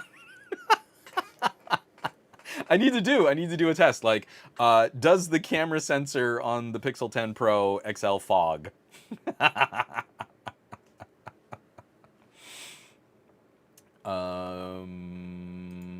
Yeah, John Gow, the only benefit of eSIM that I think of is getting local phone service while traveling. See, that's why I like dual SIM. So if I have a physical SIM card that I can keep in one phone and then I can go to eSIM when I travel, that's amazing. I'm not saying eSIM shouldn't exist. I'm saying we shouldn't lose physical SIM cards. I love, like, what I'm going to do on the Pixel is set up a temporary SIM. Like a prepay SIM, so I can finally get into like the network and radio testing and stuff like that. What I've seen so far on Wi-Fi has not been impressive. Oh, that's another one. You know, this one is not a part of the Patreon article, but I'm thinking of trying to revisit this. When I was at Pocket Now, I used to get into like really aggressive debates and arguments. I even had one with Gary from Gary Explains. People would say things like, oh, well, you can't really test radio performance. And I would disagree. Is that Pocket Now didn't want to pay for the time it would take for me to do a test correctly. But I've got a Wi-Fi router and I've got a massive collection of movies, and I should be able to walk away from my router, go to the same place, same time of day, and try a file transfer and see how fast those files transfer. I do that just not as like a part of a consistently defined test, but every time I set up a new phone, I've got to download all of my benchmarking and project files. I run 4 different video tests in LumaFusion, and LumaFusion is amazing because you can make a little package. And it has all the files and all the edits, and it's perfectly consistent every single time you load up this test. I can test exactly the same project on every single phone. As I was downloading all this stuff on my reasonably fast, I think a Wi-Fi 6E network, the Pixel was downloading at some of the slowest speeds I've ever seen on my Wi-Fi network. I'm sitting in the living room just like I do with every other phone, waiting for this stuff to download, and I've reviewed mid-rangers that could double the download speeds and throughput of what I saw on this Wi-Fi chip. So again, before I've even gotten a SIM in this phone, I have not been impressed with the experience of doing the stuff we would care about. Like, if I've got to move data up to a cloud server for AI to work on, man, you got to have great network connectivity. You want that to happen fast. And the Pixel ain't going fast. Sorry, that just triggered yet another memory. Like, what I should maybe try to go back to making that a distinct test, but it's so time consuming to make it something where I have to do it exactly the same way every single time. For me, it's like I get a new phone, maybe I set it up at night, maybe I set it up in the middle of the day, maybe my wife is working, she mostly works from home. If she's on the Wi-Fi network, is that contributing to different speeds? I'd have to always make it like, I run this test at midnight so I can see exactly the same kind of performance with the least amount of interference from our neighbors and from my wife. And I'll be honest with y'all, I'm not making enough money to do that. But I could if I saw some traction on people actually caring if a phone performed better or worse. I thought it was funny. The most pushback I got to that idea was when Apple was trying to use Intel network equipment. Remember those days where the iPhone, like, oh, but this iPhone, it's got an Intel radio. Maybe that's not as good. And then people just like, oh, but it's Apple and that shouldn't matter. And I don't care that my network speeds are slow because iPhones are better in every other way. And as soon as I was showing, like practically, I'm trying to download this file, it's taken 3 times longer than if I'm using a Samsung. Well, now we don't care about doing the radio testing. No, that doesn't matter. Maria, I love this device so far. I'm glad you like your phone. What I'm going to dig into is not to say you shouldn't like what the Pixel does well, because the Pixel still does a lot of things well. I am an aggressive computer user. I want to pick up my pocket computer and I want to see, can this help me do things like replace my need to carry a laptop? And I have very high expectations when we start talking about $1,400 devices. I feel that Google is making a claim and my expectations should rise with that price point. And if I compare this against other $1,400 devices, there are precious few areas where I feel the Pixel can compete, let alone actually win some of these fights. So when I say something like, I don't know who this phone is for, I'm trying to help contribute to a conversation. I want you to imagine your family and friends. Ask them what they like about their phone, or what they want their phone to do, or what's the thing that they would improve on their phone. They might say something like battery life. And then you'll turn to me and say, oh, but Juan, see, they don't care about doing things like editing video. And to me, that logic is flipped. To me, someone who says they care about battery life and are looking at spending $1,300, $1,400 on a phone, they're probably wasting their money. One of the things that we've been showing time and time again since the Dimensity 9300, and one of the advantages of the chip in the iPhone, if you complete a task on your phone faster, your phone goes to sleep faster and you use less battery. So I can hold up 2 phones. Let me make this. Oh no, where's my Xiaomi? Oh, my Xiaomi's in the other room. I want to like actually be accurate with the phones that I'm holding up. Nope. Yes. Okay. So let's do something silly. You've just shot a cute video of your kid at the park, and you just want to trim the head and tail. You just want to make this 90-second video a 50-second video, right? Well, the phone that gets that done faster is going to use less power. I do a test where I render a 1-minute project of video that's supposed to be like a decently produced short or reel or TikTok. 1 minute in 4K. Little transitions, I've got a watermark, I've got music. I do this project every single time I test a phone. I can hold up one phone that can finish that 1-minute project in 26 seconds. That's pretty good. That's half the amount of time it would take to play that video in real time. If you were editing on a laptop, there's no guarantee your laptop could cut 4K video that fast, right? That's impressive. But I can also hold up a phone that'll do it in 12 seconds. So the phone that does it in 12 seconds might use 10% more power per second, but then it's off in half the amount of time. So one of these phones, every single time you pick it up to do something with it, if it's done dramatically faster with that little task, you're going to use less power. Now, this only matters if you do things on your phone.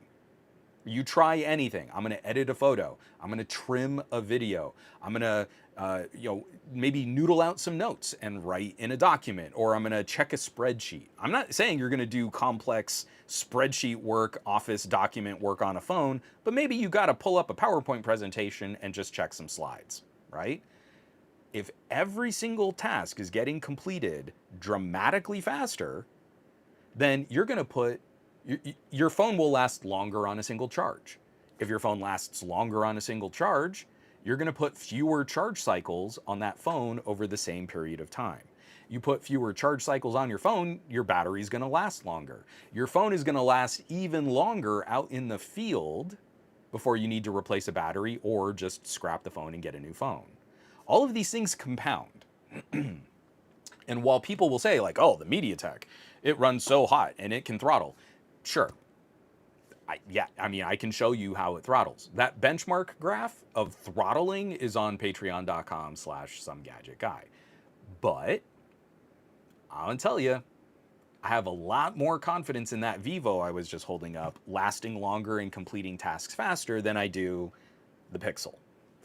And I'm very concerned about Google's marketing strategy, because I think the big play they're going to come up with is, see, it's all Gemini. It's all AI. That's what you really need. We're in a post-performance world. And we also know that there's a ticking clock on this battery counter.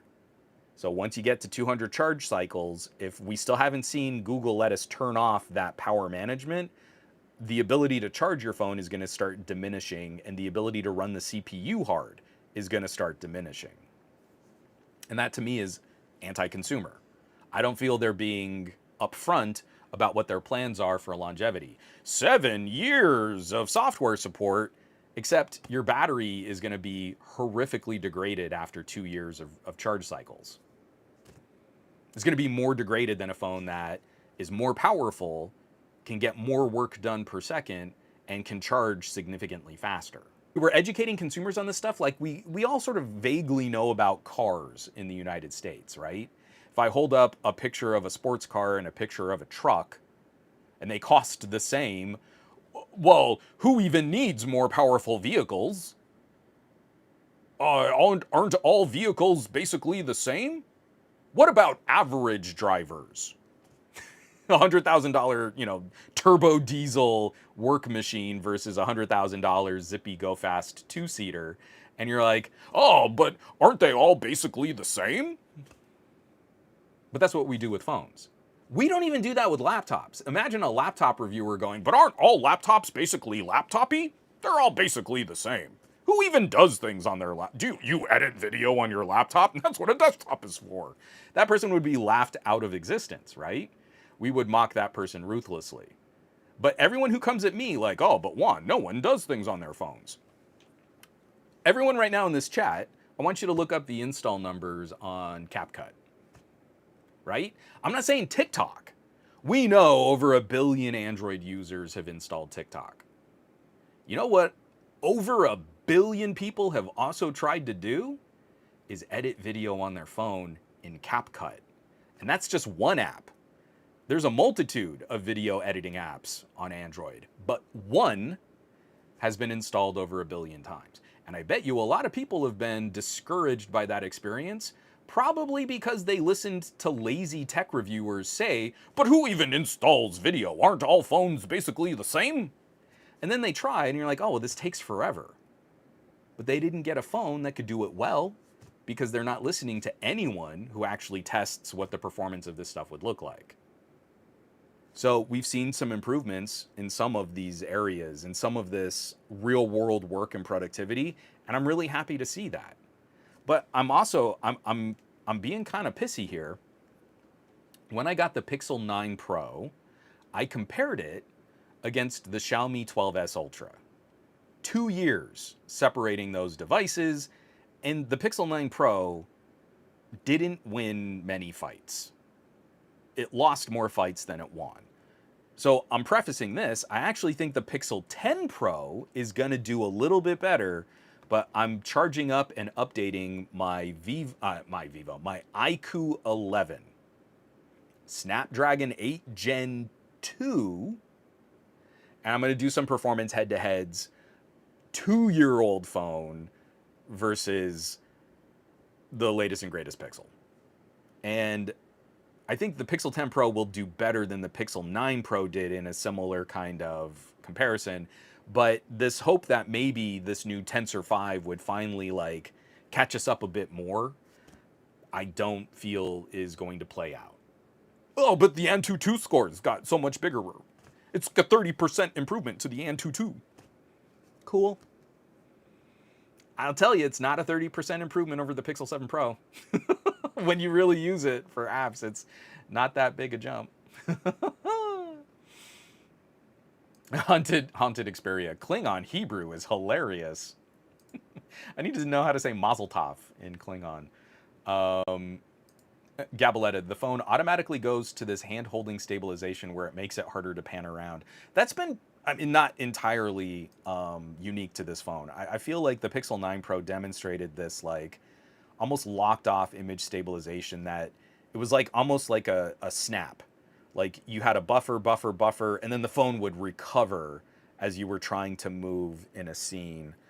I wonder if the phone would detect better if you had it on a tripod, but I don't have my Peak Design case for this yet. And as soon as I get my Peak Design case, I'm going to try a few things testing out video like on a tripod.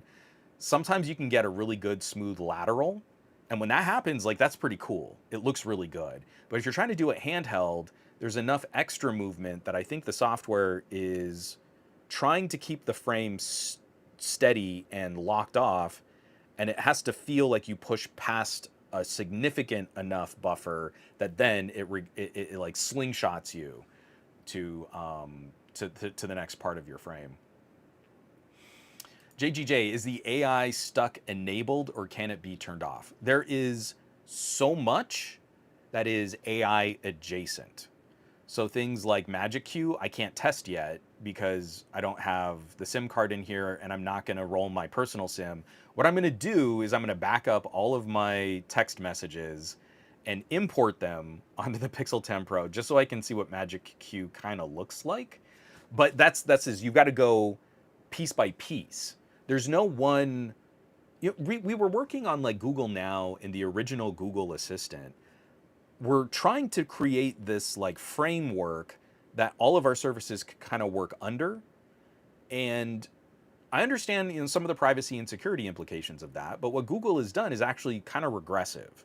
As Gemini has taken over, we've lost a lot of the features of Google Assistant, and we've lost a lot of the framework that other apps could interact with, and it's actually siloed more of those individual services. So something that works in Magic Queue might not help me with other messages or with other information or my calendar and email, but then I can go to Gemini and have it look at my email, but then Magic Queue is giving me different information from my Google Messages app. It's compartmentalized. And what I want is the Star Trek computer. I want to be able to tell my phone, hey phone, open up Qobuz and play my playlist for Lexi's female pop singers. We were getting closer to that with Cortana on Windows Phone. And we're still miles away from that here, but by design, because Google wants you completely locked into their data ecosystem, and you give them all your information, and a few apps might be able to talk to each other. That's not what we were working on. That's not what I think any of us wanted to see. From Tech... Oh, Tech Guy 007. I like your username. That's good. I like it. You should definitely keep that. I heard so many mixed reviews on this phone. I'm struggling because I'm struggling because what I'm trying to do is highlight there are some improvements here. CPU performance, we should be happy to see that. But when I put this in the title of my podcast, I don't know who this phone is for. I'm holding up the Pixel 10 Pro XL. The biggest, the baddest, the most expensivest. I'm genuinely struggling. Who is this phone for? I am so exhausted by techies speaking for average consumers and techies making average consumers sound like blithering idiots. I make this joke a lot. It's from Blazing Saddles. You know, real salt of the earth type people. You know, morons, right? That's how techies talk about the regular degulas, the basic folks, the average consumers. And that's not average. Right now, in Android land, I still think, looking at analyst data, maybe 1 out of 10 phones sold in Android is above $600. There is not a massive population of people doing nothing on their phones and spending well over $1,000. Of the 10% of the market of people who are buying phones above $600, I have to believe a good chunk of them try to do things on their phones. Maybe play a game, maybe edit a document, maybe look at a spreadsheet, maybe edit a photo. That is doing things. But if you ask what the definition of an average consumer is, you get this like, well, I mean, someone who like scrolls TikTok and like answers their emails. Then that person should never be holding a $1,300 phone. You're not getting anything out of this. So the reason why I'm struggling, and I'm going to be saying this a lot, I've got some videos planned. I want to do just like really, really quick. I might turn them into shorts, not like full videos, but like the Pixel 10 Pro versus my experiences using the Vivo X200 Pro, the Xiaomi 15 Ultra, maybe a mid-ranger, and then looking at like a 2-year-old phone, how can it compete? How does it compete against the Pixel 10 Pro? You're going to hear me say this a lot. If you care about what your phone can do, not just the Google software services and the AI, because you're right, call screen is amazing, but wait just a second, hold that thought. If you care what your phone can do, or you're curious about doing more with your phone, then you should not buy the Pixel 10 Pro XL.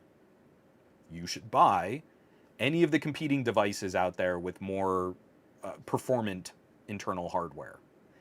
I'm not particularly thrilled recommending a Galaxy S25 Ultra, but if you have access to a Xiaomi Ultra or a Vivo X series phone or an Oppo Ultra or any of these other phones that are going to be price competitive against the Pixel, you can do more. And you will have bleeding edge camera technology, not older sensors like the Pixel uses. You will have bleeding edge battery technology, bleeding edge charging technology. Everything is going to be a step above. If you don't care about doing all that stuff on your phone, I really think you should look at shopping the Pixel 10. I wish there was a bigger option. Like, I'm holding up the XL. I get it. But the Pixel 10, if you don't care about camera hardware and you just like Google image processing, get the Pixel 10. If you don't care about gaming on your phone, get the Pixel 10. If you're really going to rely on a bunch of AI services, and a lot of those AI services have to be cloud-based, then you don't need the phone at all. Get the Pixel 10.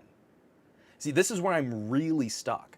There is a tiny sliver of people that I feel like you're going to pick up the Pixel 10 Pro, and there's going to be something in here that really is a make or break feature for you, but I can't see it yet.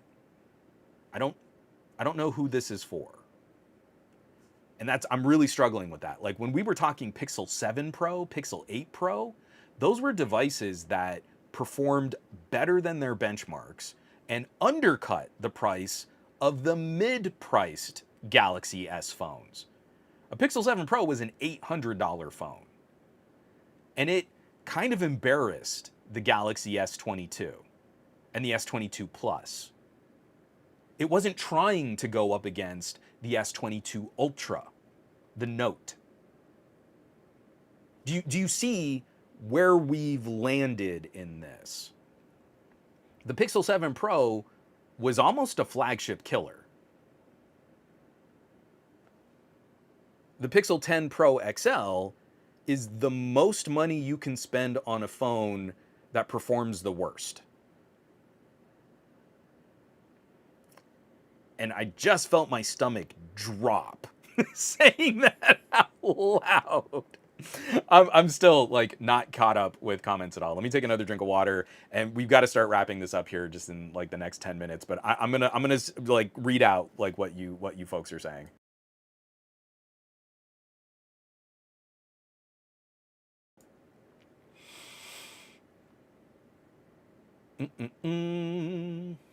From John Gao. To be fair, other phone manufacturers also do this telephoto AI generating poop as well. I turn this off on my Xiaomi 15 Ultra, but sometimes I can still see traces of AI processing.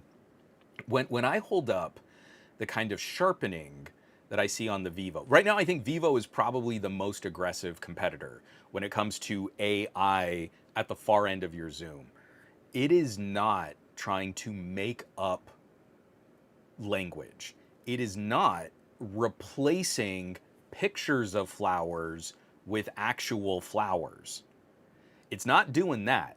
It is trying to reconstruct the image and it's sharpening things and it can kind of get things wrong in a way that looks weird or it looks funky, but it is not AI slop. And the Pixel, you have to be careful. This thing can put out completely AI generated slop on this 100 times zoom. The second I saw actual flower texture detail, like it looked like a Hawaiian lei. You're like, that's not what this looks like at all. It is not artistically rendering this in any way that we would in any way say is real. And it looks the F artificial. That is not what the Vivo is doing. When the Vivo does that, it just kind of looks a little less blurry. It looks a little over sharpened, a little processed. Skin can get like kind of patchy and blocky depending on lighting. Yeah, it's doing a bunch of weird stuff. It is not wholesale creating an image out of no actual data. And all these people that are sharing like moon photos, I'm pretty confident the Pixel is doing the same thing Samsung did now. And that makes me really cranky. Matt Klein, I had auto rotate issues with my Pixel 9 Pro as well. I don't remember it being as bad, but again, my memory on this is probably not like good enough to handle cross examination in a court of law. From WX Romer, I'm thinking OnePlus next year. Still rocking a Pixel 6 Pro. I feel like if you're in the United States and you're looking at a competitive alternative to Apple, Google, Samsung, man, I see no reason to pull my personal SIM card out of the OnePlus 13.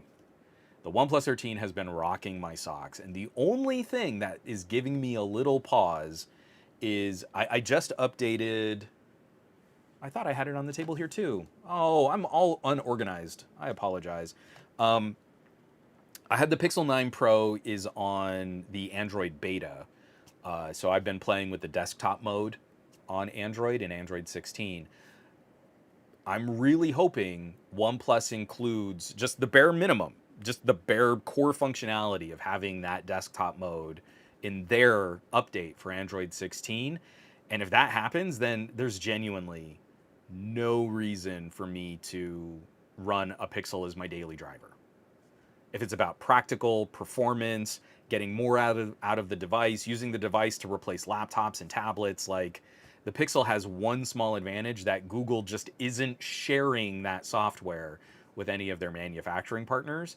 And as soon as that can go broad and I can fire up Linux on a phone and run GIMP and OpenShot and what's the other one that I use? It's another Linux editing app. Audacity, stuff like that. I don't even need to bother with Android apps. Plug my phone into a TV, mouse and keyboard, and I'm working in an Ubuntu environment. Let's do it. Probably be Debian, but anyway. Oh, Gabaletta. Another thing I've noticed, if you keep motion photo and Top Shot both enabled, it makes taking pictures slow. The Pixel is still. This is another thing that kind of bothers me. So like, if I'm taking photos of my daughter playing softball, I'm taking a lot of photos. I'm not sitting there and holding burst, but I'll take a shot, take a shot, take a shot. The Pixel is still. I feel like Google has leaned into this too hard. And I really feel this is starting to work against the phone. It seems like the Pixel camera is designed to get the best single capture you can get. In the moment, when it really matters, you're going to push that shutter and the phone is going to do its best to land that one perfect shot. But in real life, I find like moment to moment, you might need a couple pictures to get where or what you're hoping to get. I got a great photo of a daughter, one of my daughter's friends sliding into home plate, right? I could not get the shot on a Pixel, but on a Vivo, it looked amazing. I could lock manual focus, focus peaking, like everything just worked to getting the exact shutter speed and the ISO that I wanted. And my first hit on the shutter button was just a split second too early. And you can feel it in the moment. And I tap, tap, tap. I ended up with 4 photos. And the third photo was the one, the dirt, the dirt around home plate is up in smoke. The catcher is just about to get the ball. She's obviously safe. And the moment's perfectly frozen in time. Pixels can't do that. And when you do have a couple photos stuck in your buffer, the whole phone performance just grinds to a halt. Because it's got these lined up and it's working on each photo in a series. And then it's like, if I had more than 10 photos, the entire phone is locked up and I just can't hit the shutter button again. Actually, I mean, let me see like if that still holds true. So I've got this, and let me see, I just want it to be sort of vaguely in focus without my lights. And we're just gonna go 1, 2, 3, 4, 5, 6, 7, 8, 9, 10, 11, 12, 13. So I got my first skip on 8. 8 photos in that buffer. And now it's going through and it's processing all of those photos. Processing. I'm not gonna hold this up here, or maybe I'll just hold it up while we keep talking. The single shot idea is great, but you have to be that kind of phone user. You're not discerning. I pulled my phone out of my pocket and I pushed the shutter button once, and then I put my phone back in my pocket. Okay, then yeah, the Pixel's probably going to be the best fit for you. But if you're trying to lean on it and do more with it, and you're looking at other things, you have to immediately leave the Google Camera app. And if you're already going to leave the Google Camera app, why not leave the Google Camera app and get better camera hardware? Like, if you're already making like the alterations, if you're already making the adjustments, why not just keep making the adjustments? Like, the camera hardware on a Vivo kind of embarrasses the camera hardware on the Pixel. So if you're already making the leap, and I'm not going to use the camera app for this, I'm just saying, you could make that jump.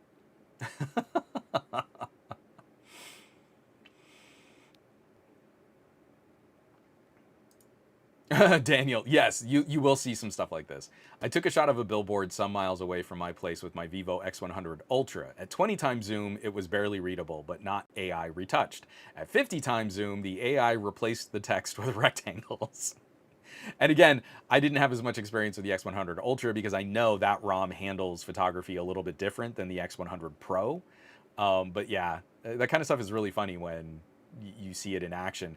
I still like would take replaced rectangles instead of Klingon Hebrew in making up what would be on a sign, and the AI can't make it into actual language.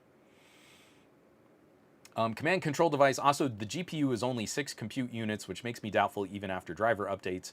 It will most likely be on par with the Tensor G4 GPU, which itself is slightly better than the Dimensity 8400. The second tier of chips from MediaTek.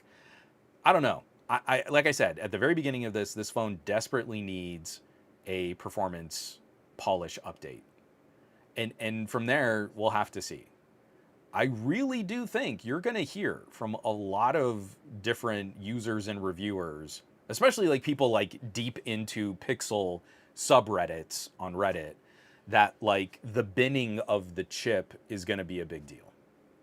I really do think Google's partnership with TSMC, they are trying to get any kind of yield they can, and they can't afford to be too selective about what chips are going into phones right now. I would not be surprised that there's a binning issue.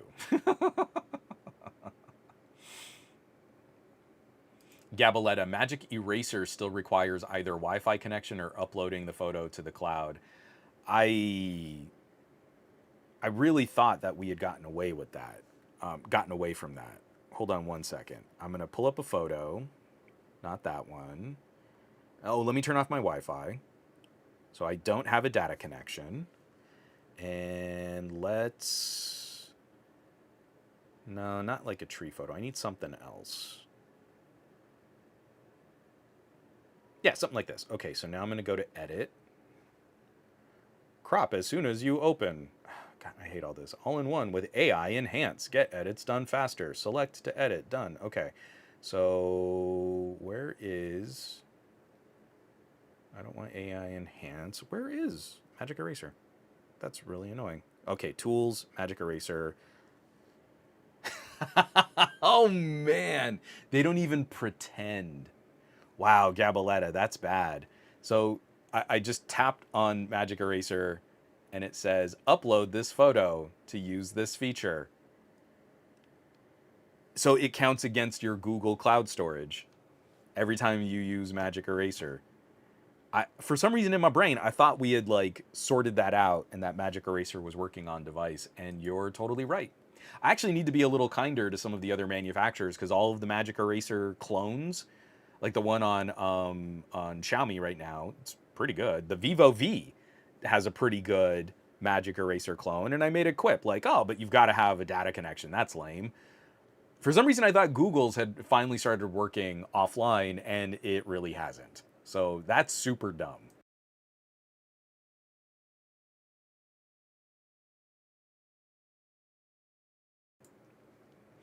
From Mr. Maug, I really need to try PC gaming on my 8 Elite. Yes, you do. It's real good. From Matt Klein, I missed some truly great moments with the Pixel 9 Pro camera. What good is Google's suite of AI photo nonsense if the hardware can get bogged down after taking only a few photos? And see, this is what I mean. Like, I was in a chat. So during the Pixel announcement, the whole Jimmy Fallon disaster of a keynote, I'm in a live stream with Ron Richards and with Flo Ion, and I love Flo. Flo is one of my favorite people on the planet, but we're talking about like camera stuff, and she just can't help herself. It's like you just regurgitate the marketing talking point. Oh, and obviously for photos, Pixels have the best cameras. And I tried to push back on that just a little. Pixels have the best cameras if you are not a discerning photographer and you only expect to take a single shutter press with little thought to your composition, to your exposure. You don't really care what the photo's going to look like. You just want it to be sort of generally a good enough photo. And there are a lot of people that need that. I'm not trying to say that shouldn't exist. But all the other trappings in the Google camera app are kind of lies. Oh, it's got manual modes, except that it doesn't. Everything it does is still computational. And thankfully, it kind of spurred just like a little bit of a chat. Like if you catch the Android Faithful Patreon has this, you have to be a Patreon member of the Android Faithful project. But you know, Jason was in the chat, Jason Howell, and he was like, well, what do you use? And they're like, well, on all of my phones, I try to install Open Camera, Blackmagic Camera, and Motion Camera. I use Motion Camera the least, but it still gets installed on every phone. This was another thing we're going to wrap up with the Pixel 10 Pro XL in just a sec. One of my patrons pointed this out, and it is actually kind of cool. But it's like we've got to do a better job of educating people, of educating techies on this stuff. Pixels have the bestest cameras in this narrow, undiscerning band of consumer use.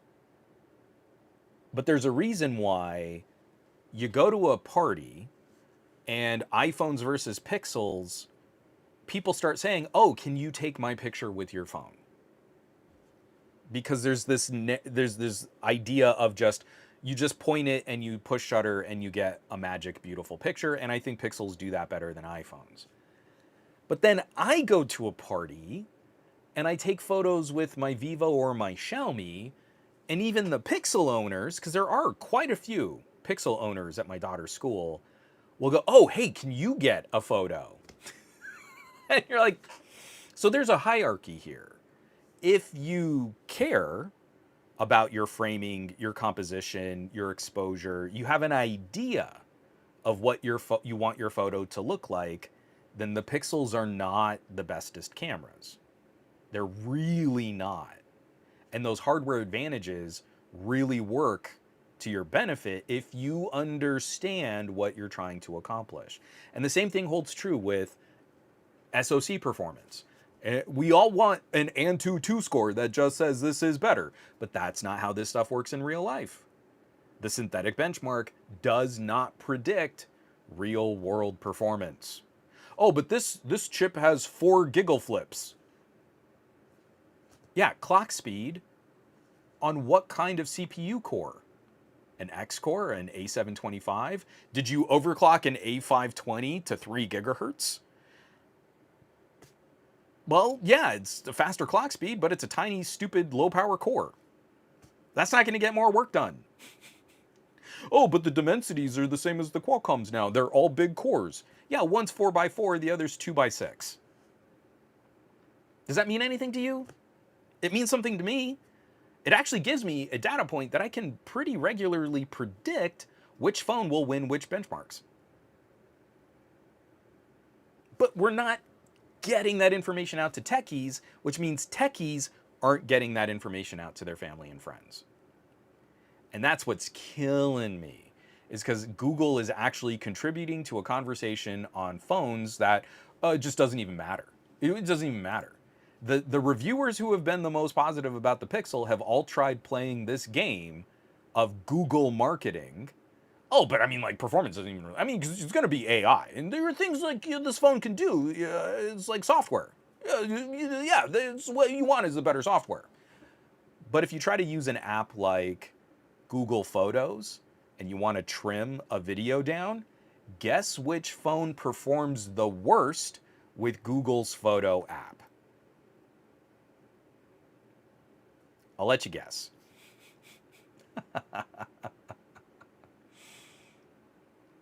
Oh, Pop on Tech, Bluetooth range testing would be super cool on devices. Man, just wireless testing in general is so problematic.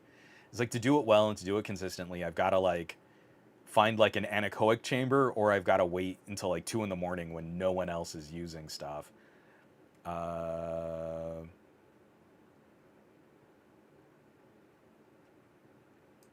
So from command control device, Wi-Fi chip is unchanged from Pixel 9 series, still Broadcom.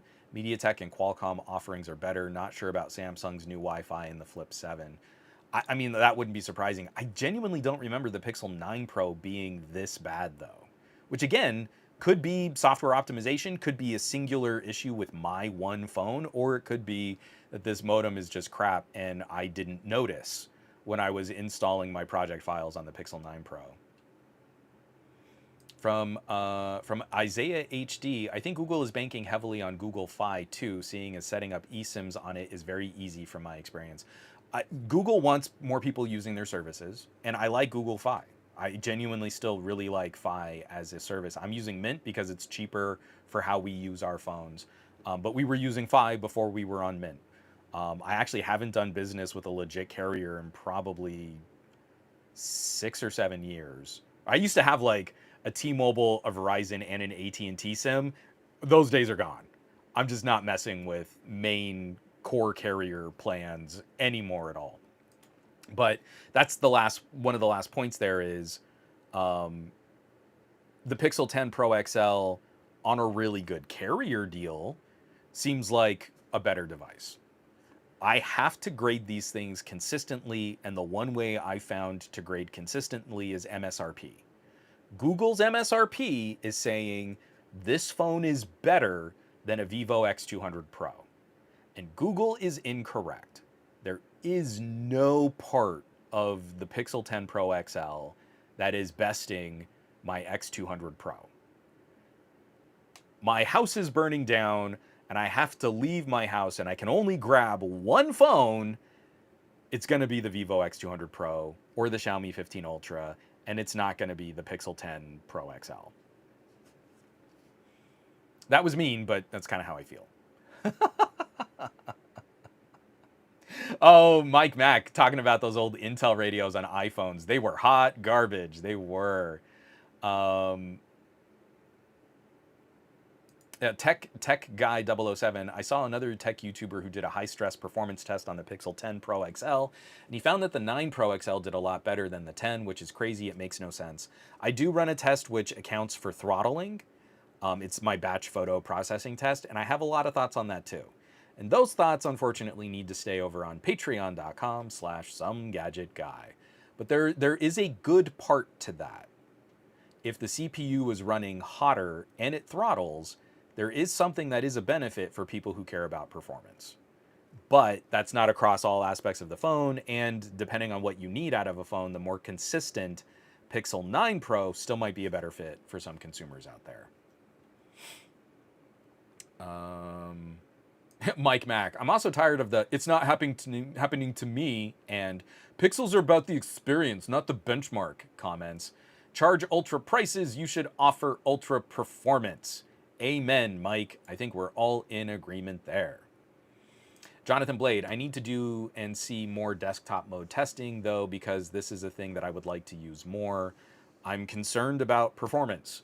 If you use your phone more like a computer, you want your phone to perform more like a computer. Oh, Mike Mack, don't even do that. Mike is saying it's a supercar body with a Camry engine. It will get you there, but not very quickly. I don't know, man. The Camry V6 is at least kind of punchy. No, I mean, like, mixing my car metaphors there. I don't want to get too dirty.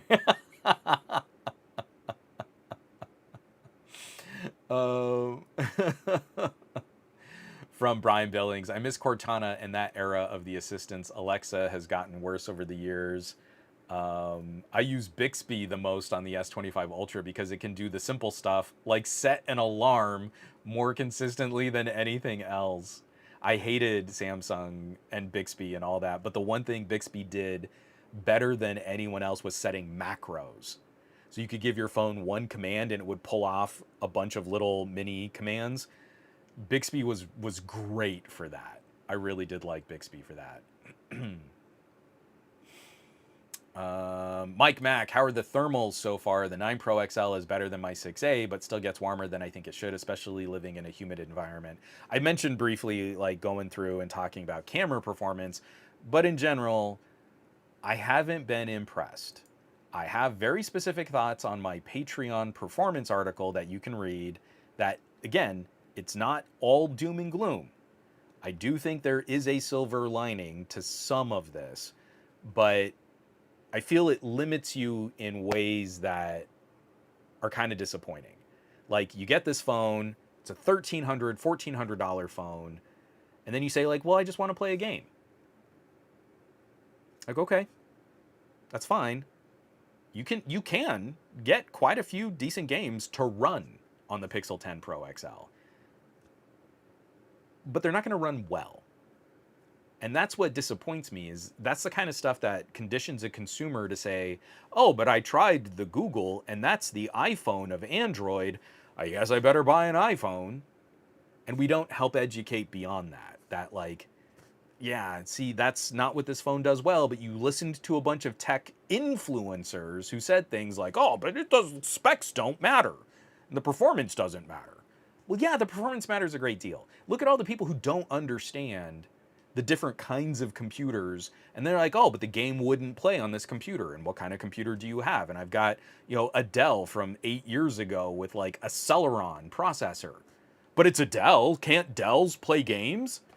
No, not all Dells can play games. Well, I guess I better buy a MacBook then.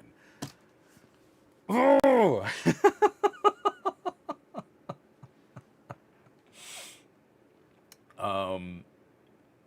Yeah, see, like Gabaletta, the main reason I went for the Pro over the non-Pro is for the main camera sensor. But if you're telling me you're not a discerning photographer, or you just want an it just works experience, or you don't care, then the Pixel 10 is fine for those people, right? See, that's what I mean, is like, the second you put any qualification on the user, you had a reason to go from the 10 to the 10 Pro. There was a camera hardware specific reason, but you also know that that sensor is falling behind in terms of other devices. So if you're already making the discerning jump from a 10 to a 10 Pro based on one spec like camera hardware, Why not just go another step further and get a phone with newer camera sensors? And that's the problem I have. The second you say like, oh well, that shouldn't matter to the average consumer, then there's no reason to ever pick up the Pixel 10 Pro, and they should all slide down to the Pixel 10 and save cash.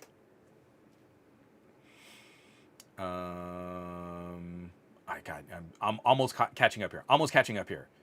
Pop on Tech. I think we need to get Klingon Hebrew to be a new language. This is a freaking love the concept.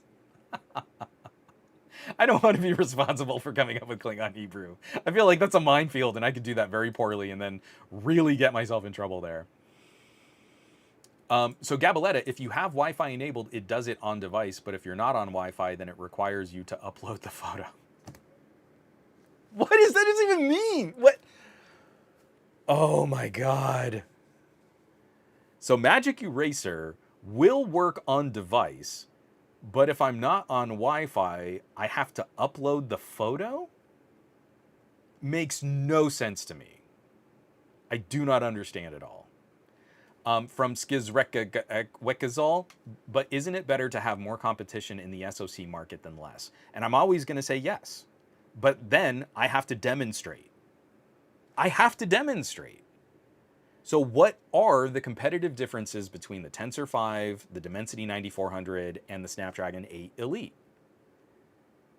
Because, like, we want more competition, and this affords Google a unique position in the market that they have their own chip. And I'm really trying to get my hands on Xiaomi's new chip, which performs somewhere around an 8 Gen 2. That window is becoming the new 865. The phones we had in 2020 sort of existed in a bubble that they were really better overall performers and more consistent performers than the chips we had in 2021 and 2022, Snapdragon 865.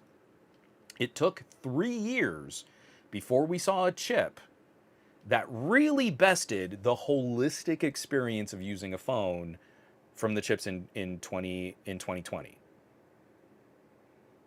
865 to the 888 to the 8 Gen 1 to the 8 Gen 2. The 8 Gen 2 is a glorious chip compared to the 8 Gen 1 and the 888. That's the real jump, the real successor. Took us 3 generations of chips to finally best the 865.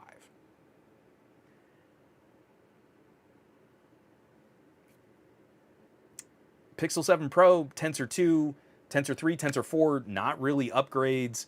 Tensor 5, finally an upgrade. But man, it's finally an upgrade at a time where it's having trouble besting 2-year-old Qualcomms and MediaTeks. And now I really want to see what Xiaomi is doing with their bespoke, I can't remember what it's called. They have their own unique chip. And again, we're talking it's roughly in the performance tier of an 8 Gen 2. So now I feel like we're going to sit on another bubble of this is what like premier mobile compute power should look like. Somewhere around or maybe slightly better than a Snapdragon 8 Gen 2. So like we're playing these weird leap games. Really what we should stop doing is we should stop coming out with a new chip every year. There are too many examples of we came out with the 8 Gen 2. Next year we're going to come out with the 8 Gen 3. And the 8 Gen 3 is better. It is a more powerful chip, but it doesn't feel like a significant, fundamental, like radical improvement like the 8 Gen 2 did over the 888 and the 8 Gen 1. I'm using too many chip names and this is getting really jargony, but really we should be skipping every other year. And then I think we would be getting like real, practical, meaty, substantial improvements. Same thing happened with Qualcomm back in 2020 to 2023. That's what happened to Google with the Tensor 2 to the Tensor 5. 2 in-between generations of chips are kind of irrelevant. The real daily practical driver performance improvement went from Tensor 2 to Tensor 5.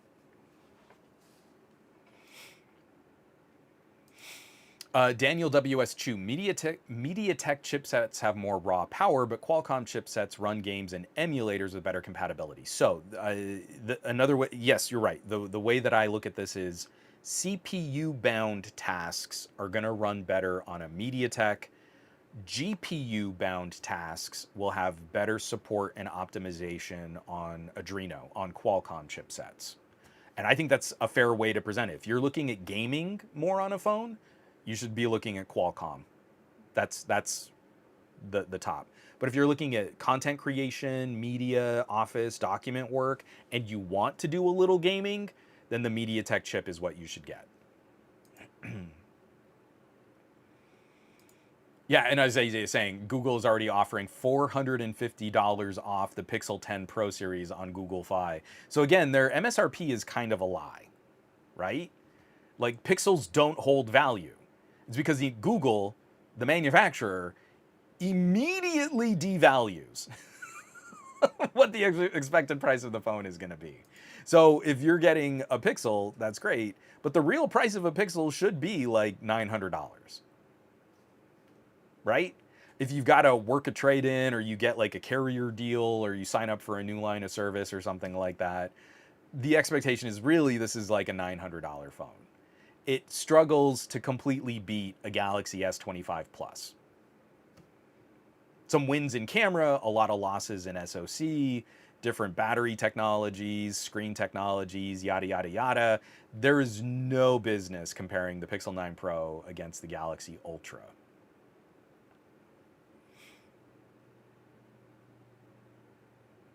Oh, from Golemka. I made my biggest mistake that I've returned the X200 Pro Mini because of the Pixel 10. Then I got completely disappointed. Now that X300 rumors are out, I'm going to wait for the X300 Pro Mini. Again, if you picked up a Vivo because you like what a Vivo does, I don't see where there's much benefit to go into a Pixel. I just don't see where that's... where you're really gonna like that experience.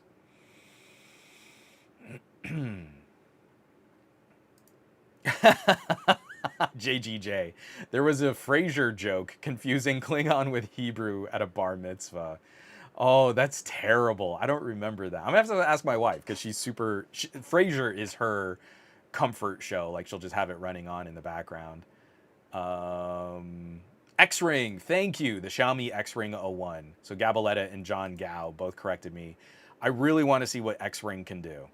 Because again, if we're floating Snapdragon 8 Gen 2 performance, we're probably eking out some wins against Tensor 5.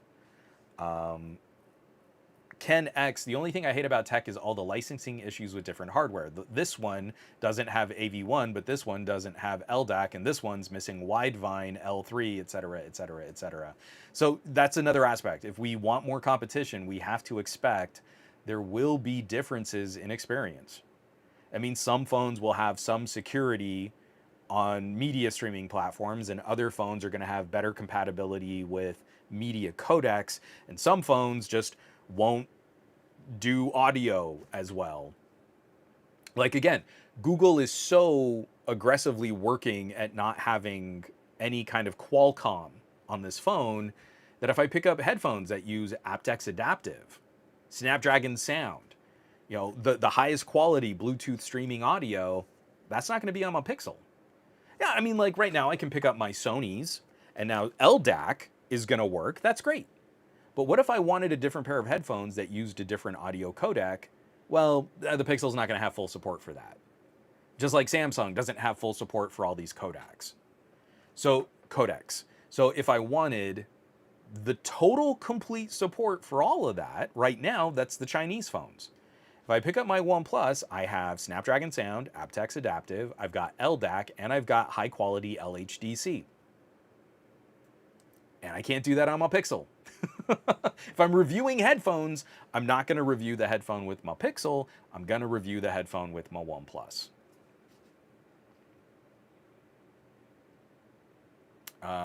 Catching up. So ER1980 question, where would you put the OnePlus camera system in terms of processing and when it comes to point and shoot and AI? If you don't want the AI, would OnePlus be a better bet? So I'm going to have a lot more to say about this. I am going to do a camera review. It probably won't be one of my 40-minute deep dives because this doesn't feel fundamentally different than the Pixel 9 Pro or the Pixel 8 Pro. But I am going to have a lot to say. And when I compare phones like the Pixel 10 Pro XL against my OnePlus 13, there are some hardware advantages. There are a few little wins, like if you look at sensor surface area versus sensor newness and the newer technologies in a sensor. It's not just one better than the other. There are some things that Pixel can do that I wish my OnePlus had access to.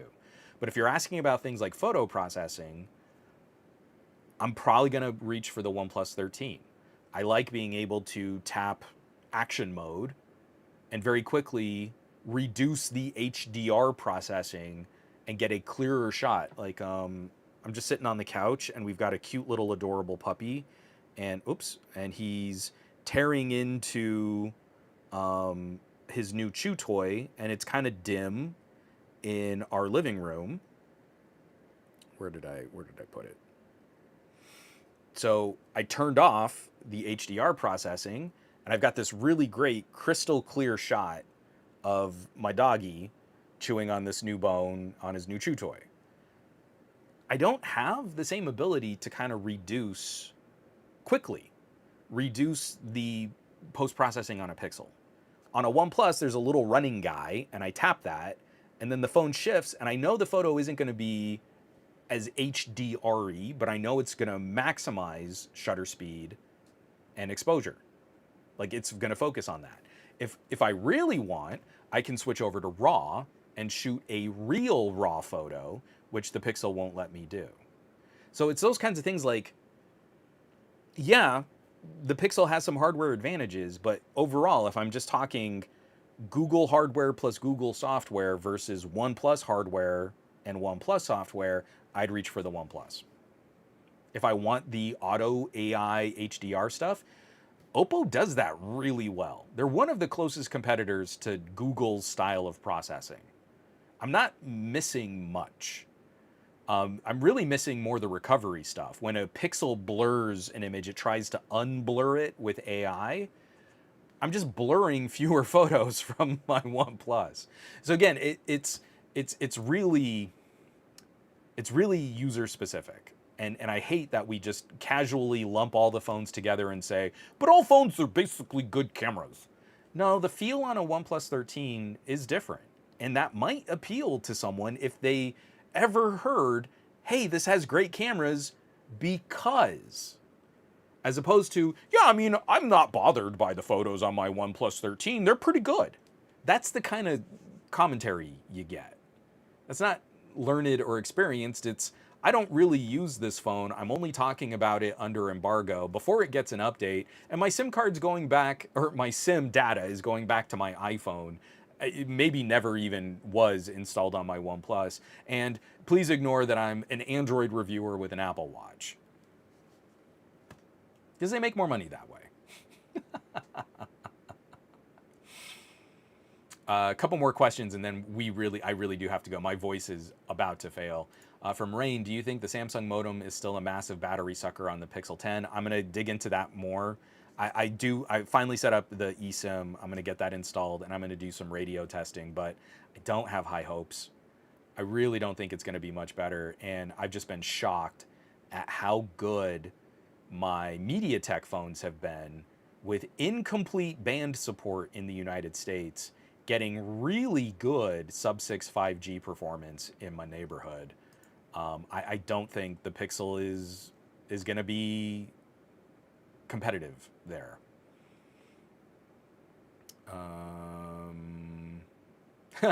From Tech Guy, I once got a Pixel 8 on a Canadian carrier for $0 down and no monthly payment for the phone, just the monthly plan, which is basically giving the phone away. And this will happen with the 9 and 10 as well. Again, if you get that kind of a deal, grab the Pixel, right? Free is great.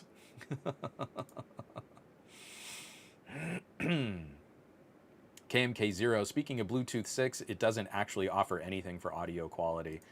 Oh, I'm sorry, I completely forgot. So I meant to bring this up. Nick, on Patreon, sent this my way, and this is kind of interesting. There is a type of hardware in most modern camera sensors called dual conversion gain, DCG, and it's not been activated in any of our phones. It is not like stacking raw files. Excuse me, it's not like stacking raw files for a photo, but it's like capturing a single frame at two different ISOs at the same time while shooting video, and that data is merged into the frame on the camera sensor. So it doesn't require the phone to do any elaborate HDR post-processing. Professional cameras have been playing with this kind of stuff. It looks really cool. Excuse me. Modern camera sensors support it. The newest camera sensors from Samsung support this. Even the older camera sensors, like the one in the Pixel 10, support this. And all of the Sony sensors have supported it. It just hasn't been activated in any phones. The first phone in Android land where we get to play with DCG, funnily enough, is the Pixel 10 Pro. So I've got to send a shout out to Epic Tutorials for Mobile Filmmaking plus Epic LUTs. It's not the best YouTube channel name, but it's honest about what this YouTube channel covers. And the host has some really interesting comparisons side by side. If you use a camera app like Motion Camera Raw, if you shoot in 10-bit versus shooting in 12-bit, you can immediately see differences. You're not going to see them in my video here. You have to go to his channel. You have to check this out. I will put this in the show notes. Shadow detail, noise, significantly improved. But of course, you're shooting 12-bit raw video. And I think it only takes a couple minutes to fill up a 256 gig phone. Actually, I've got Motion Camera installed. I'm just going to turn it on and shoot some video, and we're gonna see real quick how fast this starts filling up storage.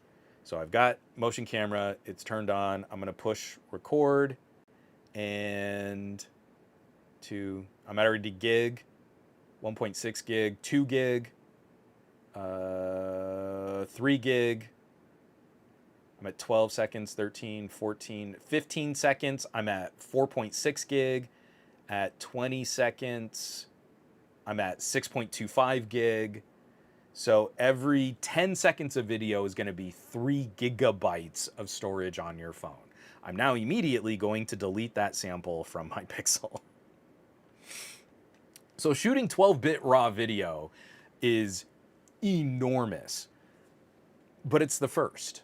And I'm really hoping we see this on Xiaomi or on Vivo, because this ability to kind of compress that information from two different ISO states is kind of radical. It really does clean up what makes phone video look inferior. And especially when you look at how like the Google Camera app really nukes noise.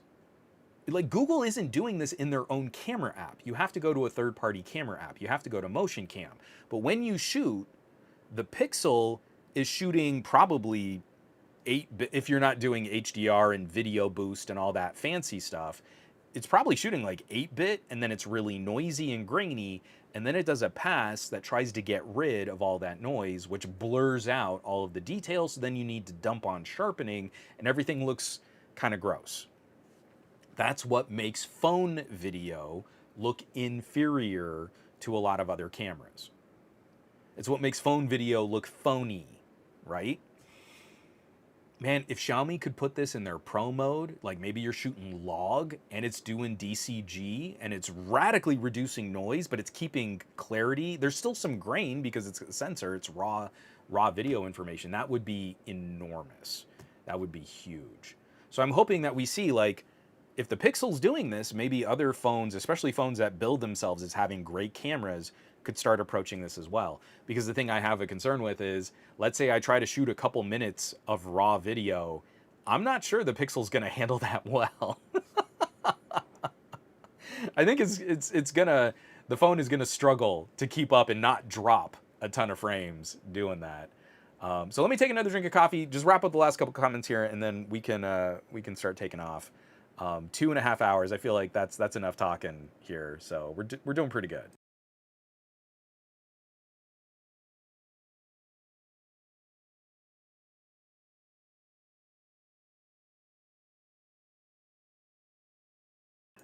Okay. Where were we? There was a comment on Bluetooth. Joshua was saying, did you hear OnePlus might be developing a self-developed imaging system for the OnePlus 15? I haven't. I wouldn't be surprised if Oppo is working on something like that though, because like Vivo's image processing and coprocessors and ISP were really good. There is an advantage to coming up with your own bespoke image processing solution. Like you're not just relying on whatever's in a chip, you can kind of augment it. That could be pretty cool. Gabaletta is saying, so far the radios on my Pixel have been fine. There are improvements over my Pixel 7, but I've only had the phone for like 4 days. So no, I would wholly expect that there is an improvement over the Pixel 7. The modem changed from the 8 to the 9, and it seems like it stayed the same going from the 9 to the 10. And I did see an improvement from my Pixel 8 Pro to my Pixel 9 Pro, but at the same time, I also saw a significant improvement from over the Dimensity 9200 to the 9300 to the 9400. And I'm still so disappointed that Google did not go with a MediaTek radio in this phone. I know MediaTek has a reputation for being difficult to work with and getting firmware updates, and their support for their customers, their manufacturing partners, is not as good as Qualcomm's. But I just don't see where any Samsung radio that I've played with in the United States has held up against the MediaTek radios. From ER, as a Pixel 8 Pro owner, I may be looking ahead at maybe a OnePlus 14 rather than stick to the Pixel, which I've had for years. So I've noticed the processing isn't the same as it was before. I think they're starting to focus on other aspects of photography, and I think they're falling into kind of the iPhone trap. iPhone, Galaxy, Pixel, they're all starting to kind of copy each other. And then you pick up a Xiaomi and you're like, wow, the images from this are different. And it's not just novelty, there are things to like if you like a particular style. Leica Authentic on the Xiaomi is my favorite processing style. Vivo, with all of the Zeiss lenses and the Zeiss color options, there are some really great ways to make a photo feel more like a photograph and less like an Instagram post. And I don't feel like Google, Apple, and Samsung are trying to give us those kinds of tools. I think they're just trying to copy each other on what's going to make the best TikTok video. And that's not what a lot of us are into when it comes to mobile cameras.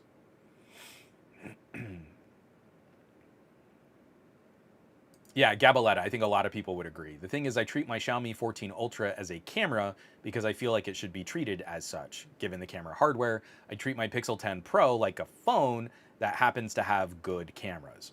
And I'm completely with you there. Totally agree.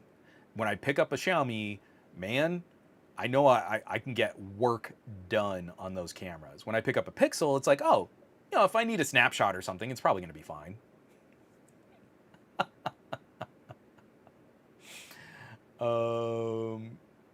From Ducey, the thing I appreciate on the Samsung Pro Mode is being able to choose which mic to use, which is so great for concerts because I can just yell. I wish my Xiaomi 15 Ultra had that. So on the 15 Ultra, if you plug in a camera, if you plug in a microphone, I think we do now have better options to kind of control what happens there. It's buried in a really obnoxious menu, like 3 layers deep, but there is a bit more microphone and audio control. It's not as good as Samsung, and it's definitely not as good as LG was back in the day. The best was LG, because LG also gave you tools like a limiter, and it gave you volume controls. It was a really big pop-up on your screen, so you could really dial in your audio settings. You could see the waveform in real time, so if something started clipping, you could dial it back. LG was the best. That was absolutely nothing has touched audio on Android like LG.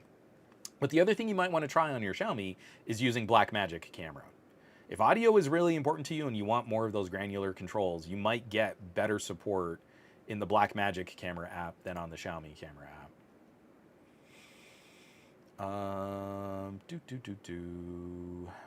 I think that catches us up. So, boy howdy, this was kind of a marathon. I'm gonna have a lot coming out soon.